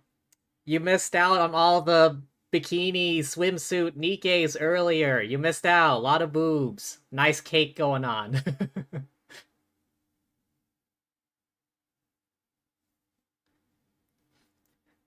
Did you do the event yet? I assume you did. Also, was Senti always that tall? Like, standing next to everyone else, she seems like super, super tall. Do you think your geometry teacher would be proud of? Nope. Then again, geometry didn't exactly prepare me for this type of application. You got your third Cinderella from Doro banner. I still want to get swimsuit a leg. I swear to God, those Nikkei artist designers know what they were doing when they designed a leg swimsuit. Also, need to measure Pepper. Like, measure her height? Measure her cup size? Measure her butt? Like, what?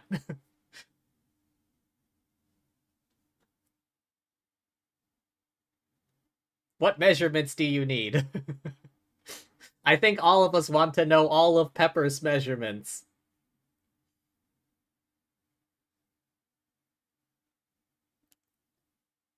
Everything? Yeah. I think we all need to know all of Pepper's measurements. But still, though, was Senti always that tall? Like in like the little. I don't know. You don't know where I am. Oh, I finished it already. I finished it today, actually. I was streaming Nikkei earlier. You missed out on it.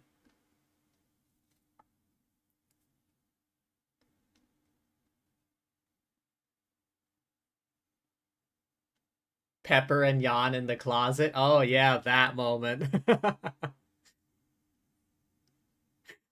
Do you have a permit for those things? Those deadly weapons you've got there?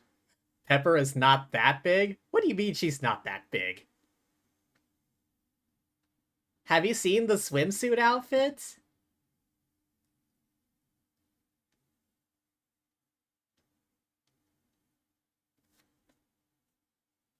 Maybe it's a perspective thing, but I feel like she is that big. Hang on.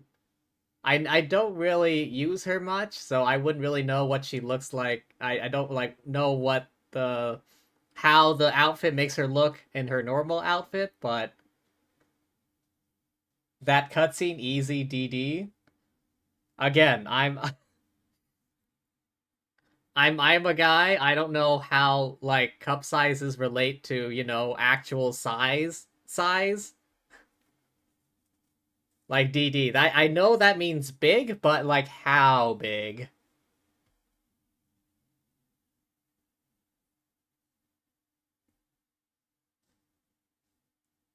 Like give me a fruit size.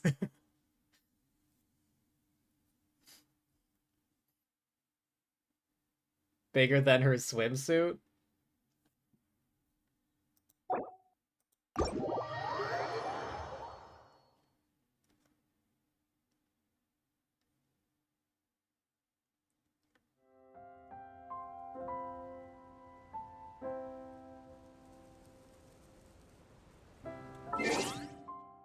Hang on, let me look at the wiki real quick.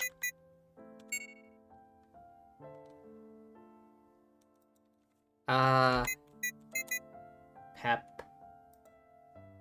Pepper.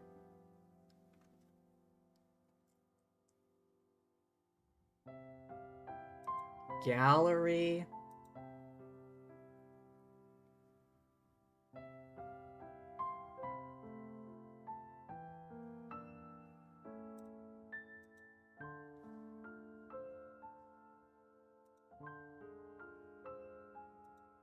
Ah. Her normal outfit doesn't really show off her assets. It's like a short kind of sweater dress type thing.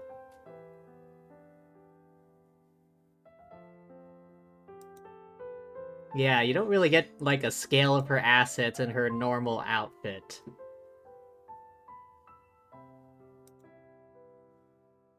With the swimsuit outfit, though, yeah, you really get a sense of scale.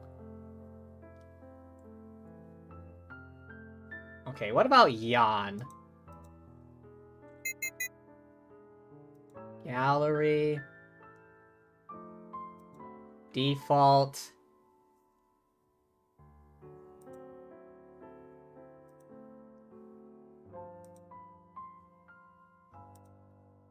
You can kind of get a sense of scale with her default outfit. This doesn't look like the... you know, I still think that Pepper is very much that That well endowed. I'm pretty sure she is well endowed, that well endowed. I think it's just a perspective kind of thing.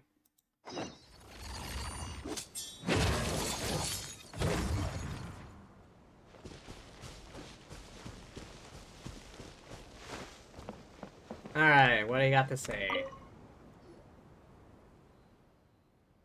These results are far better than expected. Even a whole company couldn't take out as many monsters as you. Based on the current situation, no way those monsters can escape the ruins. How do you feel? Was it hard work? My ears are still ringing. Paimon feels like there's a flock of seagulls screaming inside her head. I have a solution for that. An abandoned engineering project I read mentioned using a multi-chambered muzzle device to slow down the gases responsible for noise and make the cannon quieter. Materials required are quite expensive. Anyway, wait, is he talking about a silencer or a suppressor for a cannon? Anyway, Crisis has been averted, collected enough data to ensure next version of my cannon will be even better. Can't thank you enough for your help, Proto-Boss, and of course for that of your little assistant. Lest we forget the vital role you played, Miss Marine, the reward money has already been earmarked for our Proto-Boss. Once I've sold the cannon, I'll split the proceeds with you 50-50. Huh? You want to split the money with me? I don't care much for Mora, but I wouldn't say no to some fermented Tidalga. Wheat-based alcohol, none of that fruity nonsense. You shouldn't just eat anything, Paimon. Swap the alcohol with Fanta, that'll do the trick. Never heard this dish before, where would I go to find it? Sounds like the perfect opportunity to invent an automated Tidalga pickler. After all, your automatic breakfast oven works wonders. Have a knack for culinary devices. Oh, I can feel it. Xianyun heard that. Moreover, market for this sort of food preparation device is huge, not like trying to sell cannons where you need to display their exceptional performance against powerful opponents. Don't have to run off to dangerous areas and battle monsters and the like every time you want to test a toaster. Make a good point. Maybe I should try switching my focus. That said, if I did decide to become inventor of machines with culinary applications, kitchen appliances, wouldn't all my previous work go to waste? Besides, I no longer have any connection to the guards. I guess you're right. Giving up on all your previous work isn't really your style. Come to think of it, apart from installing Gardebec target identification module on our cannon, could also have some actual Gardemex serve as bodyguard mechs within its unit. With that specialized protection detail, we shouldn't have to worry about monsters getting into our guns' blind spots. Combine all these machines together, sell them as a pre-packaged solution. Not a bad idea, solving all of our customers' problems with one complete package. Something worth looking into. It's like they just need to start chatting, ideas come flowing. I bet if we locked them in a room together, kept them there for a few weeks, they come up with all sorts of new inventions.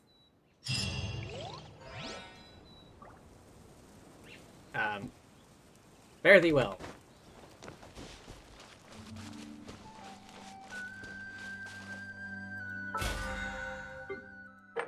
Oh, this.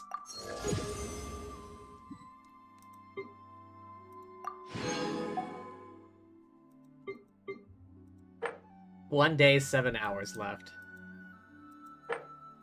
I hardly do this.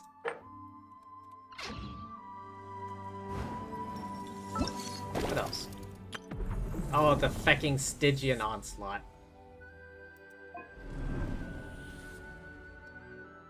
Yeah, this is my best right here.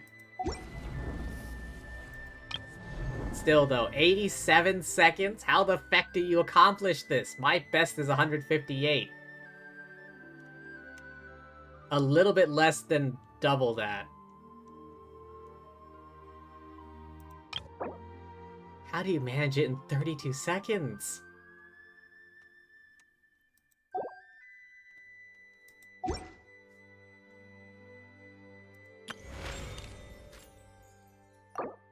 Already got all of those.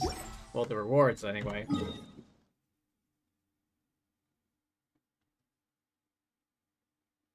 Yours is NA, not achieved.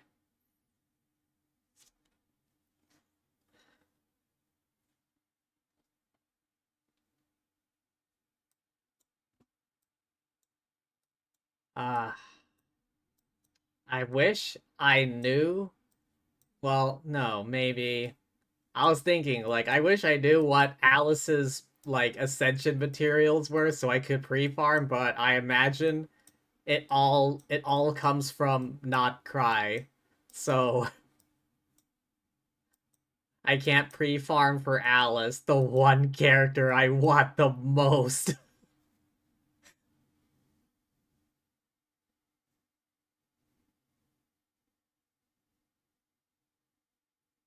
The music cutting off hurt your message.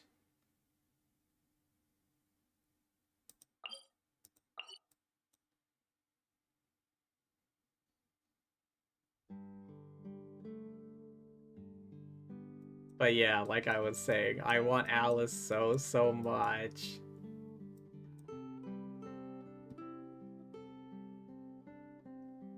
You tried a joke? Oh. I guess I didn't... I guess that went over my head then.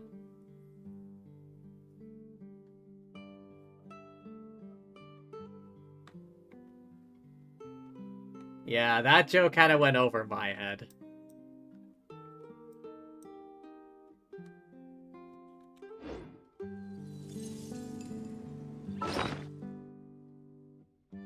Alright, how many pyro chunks do I have?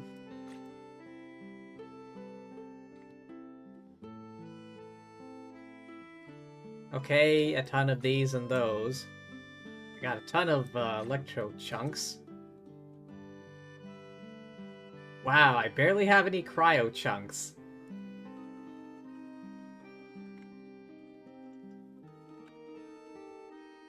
But yeah, Alice is like the one character I want the most right now. Oh, it's gonna be so long until 6.0, at least.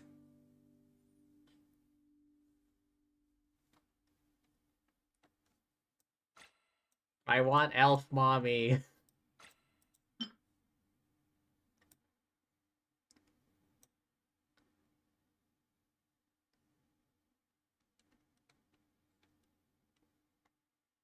Assuming Alice drops 6.0, maybe not. Could be like 6.1 or 6.2. But it's coming out like 6 point something or other. It's coming out in that version. 6 point something. She's got to. I'm gonna put her on a team with Klee. Mother-daughter bonding. I wonder what type of, like... what type of character she is. What weapon she uses. Is she gonna be, like, a, catalyst as well? Is she gonna be main DPS, sub DPS, support?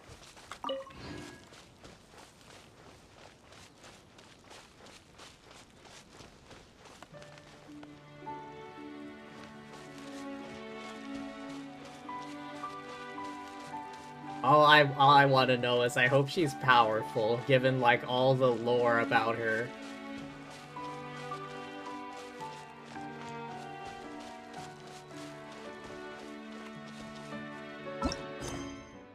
Ah, I've got practically nothing in here.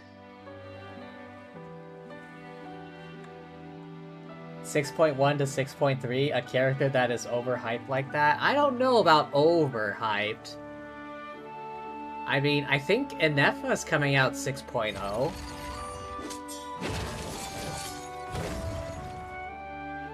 Oh, what about Varka? Varka's showing up in Not Cry as well, I think.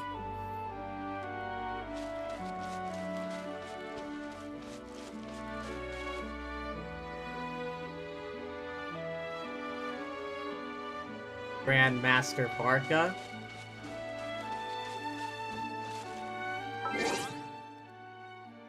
Hang on. What do we actually know about Barca?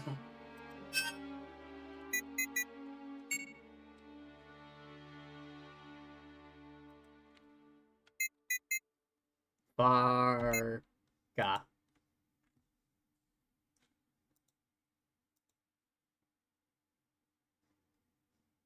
Current Grandmaster, Knight of Boreas. Half a year ago. I imagine this is half a year prior to, like, the very start of the game? Expedition with 80% of the knights. I know he left with a lot of them, but 80%? What the hell is he fighting? Expedition with 80% of the commission. Long distance. Oh, okay. 80% of the Knights of Favonius. You're leaving your homeland practically undefended here, bud.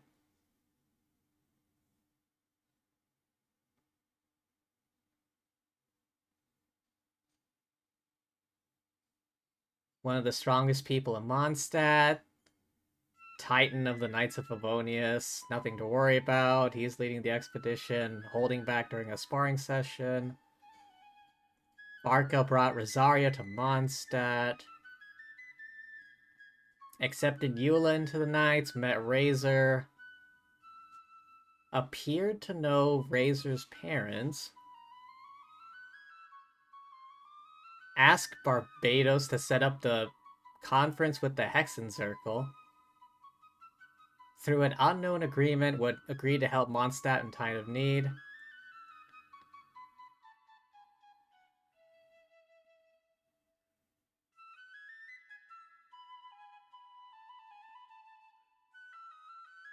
Varka would confirm with Alice, went to Natland to meet with wait, what?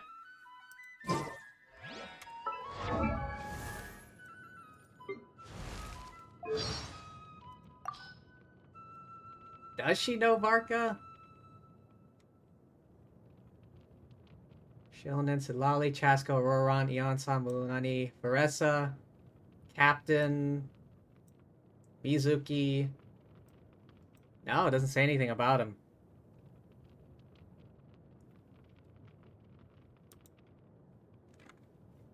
Barca, Columbina Alice, that woman people, headcanon as Diluc's mom. Was there such a person? Don't forget Anefa, that cyborg? Or is she a robot? Cyborg or robot, one or the other. Or maybe she's kind of like, whatchamacallit,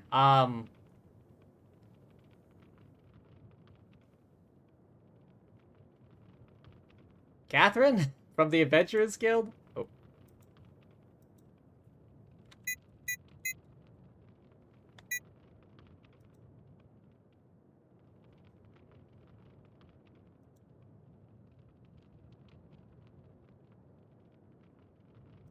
Okay, what else does it say about Varka?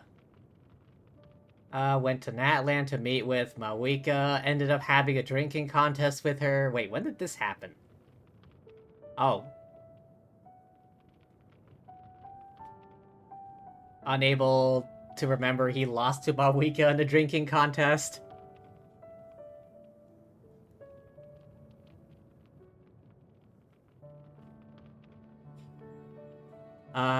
Varka learned of Fatui plots in Mondstadt. Outrageous.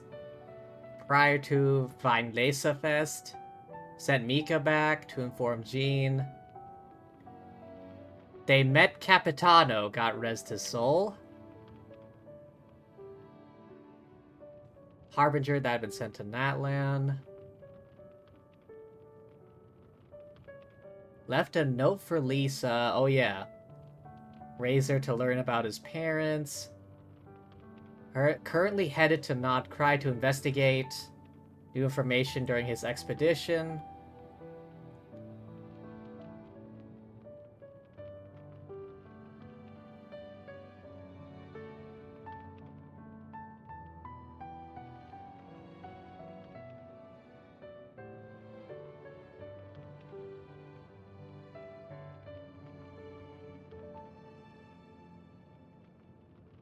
Blah blah blah.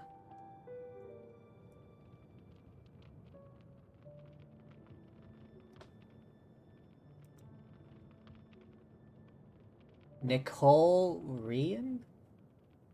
Wait. Oh, damn it. Hang on. I think, who was it?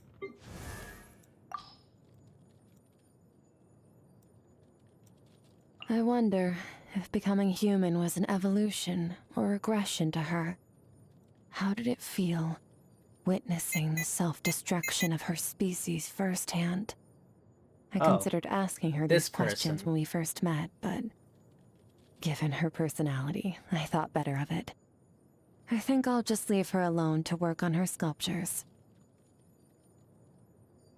Nicole Rian, known by codename N, Quest exclusive NPC, first appeared at the end of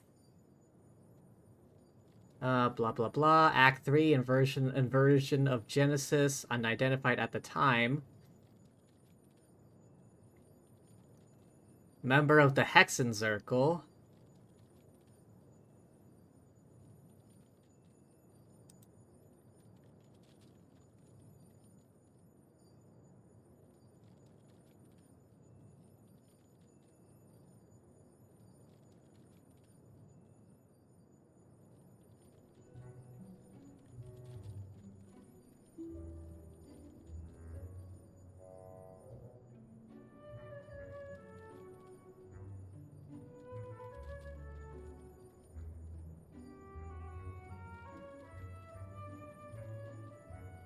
Oh yeah, this person.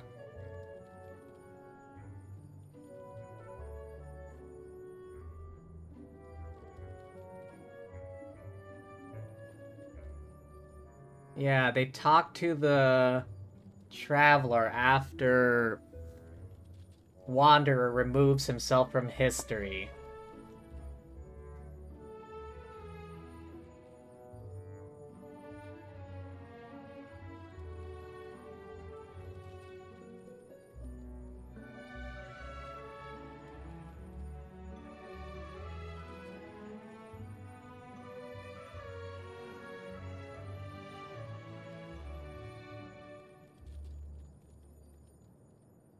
The only comparison to be made by her and Diluc is a tea set.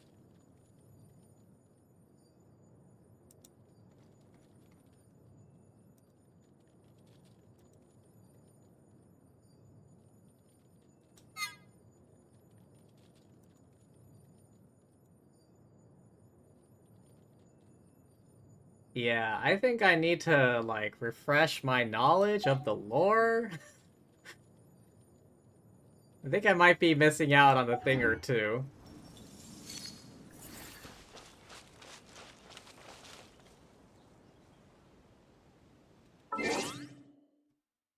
Hang on, what was I checking? Oh, right, Varka. I think I got everything on the wiki page. Animovision? Wait, really? Oh yeah, what do you know?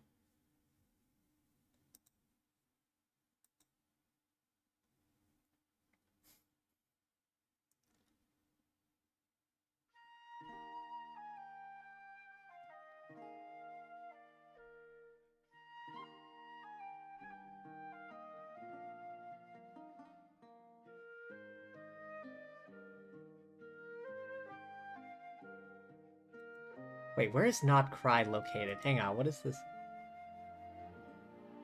Looks kinda mountainy with a glowing pillar.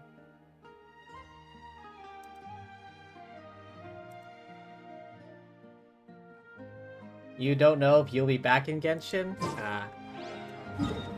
Alright, hang on. Where do you think Not Cry is supposed to be? It looks fairly northerny. Well, I suspect I feel like it's northern-y. Wait, hang on. Southernmost part of Snezhnaya on the edge of Tevat. Hang on, is this map oriented north, south, or what? Okay, hang on. North.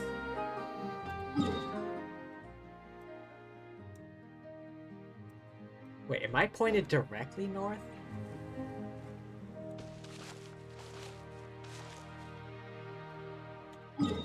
I am pointed due north as far as I can tell. So yes, it does look like this map is pointed north-south and not at like an offset. Where do you think Nod Cry is? Southernmost part of Snezhnaya. Edge of Tevat.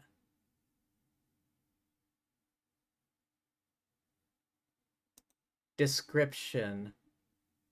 Hostile due to harsh environment, lack of protective and regulative forces.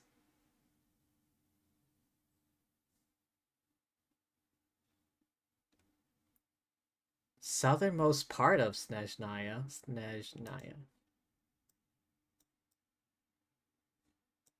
Oh, nope. I feel like it's like up here somewhere.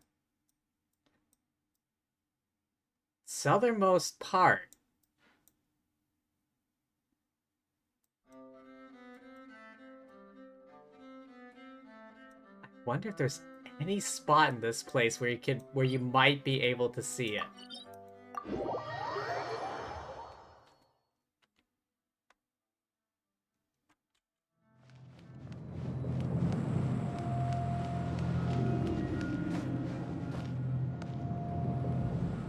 Hang on, due north is... oh, this way.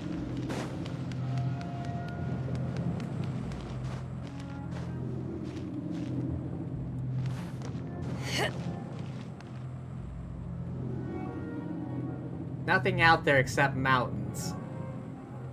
They're not gonna show you anything before it actually appears in game.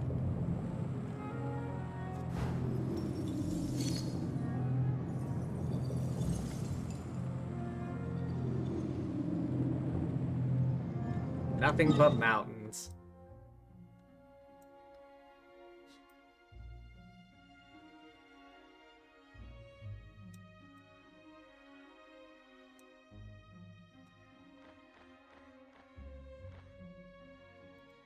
What this spot?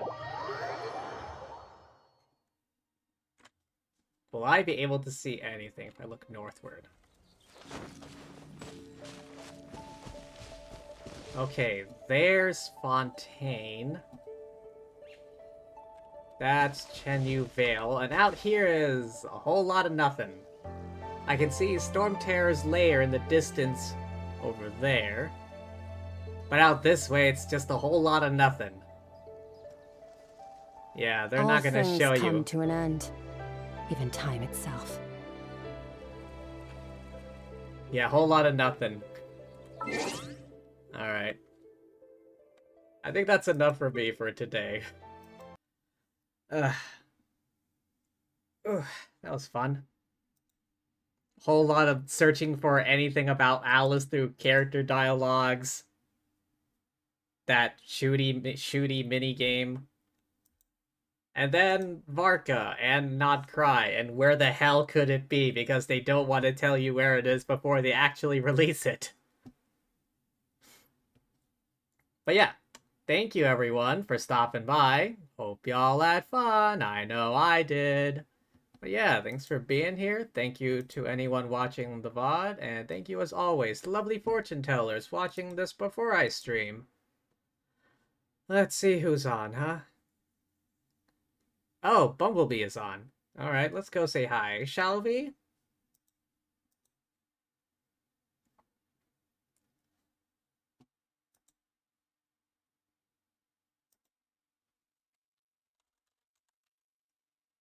Bumblebee Pudding. Looks like he just started. Alright, I didn't exactly miss anything.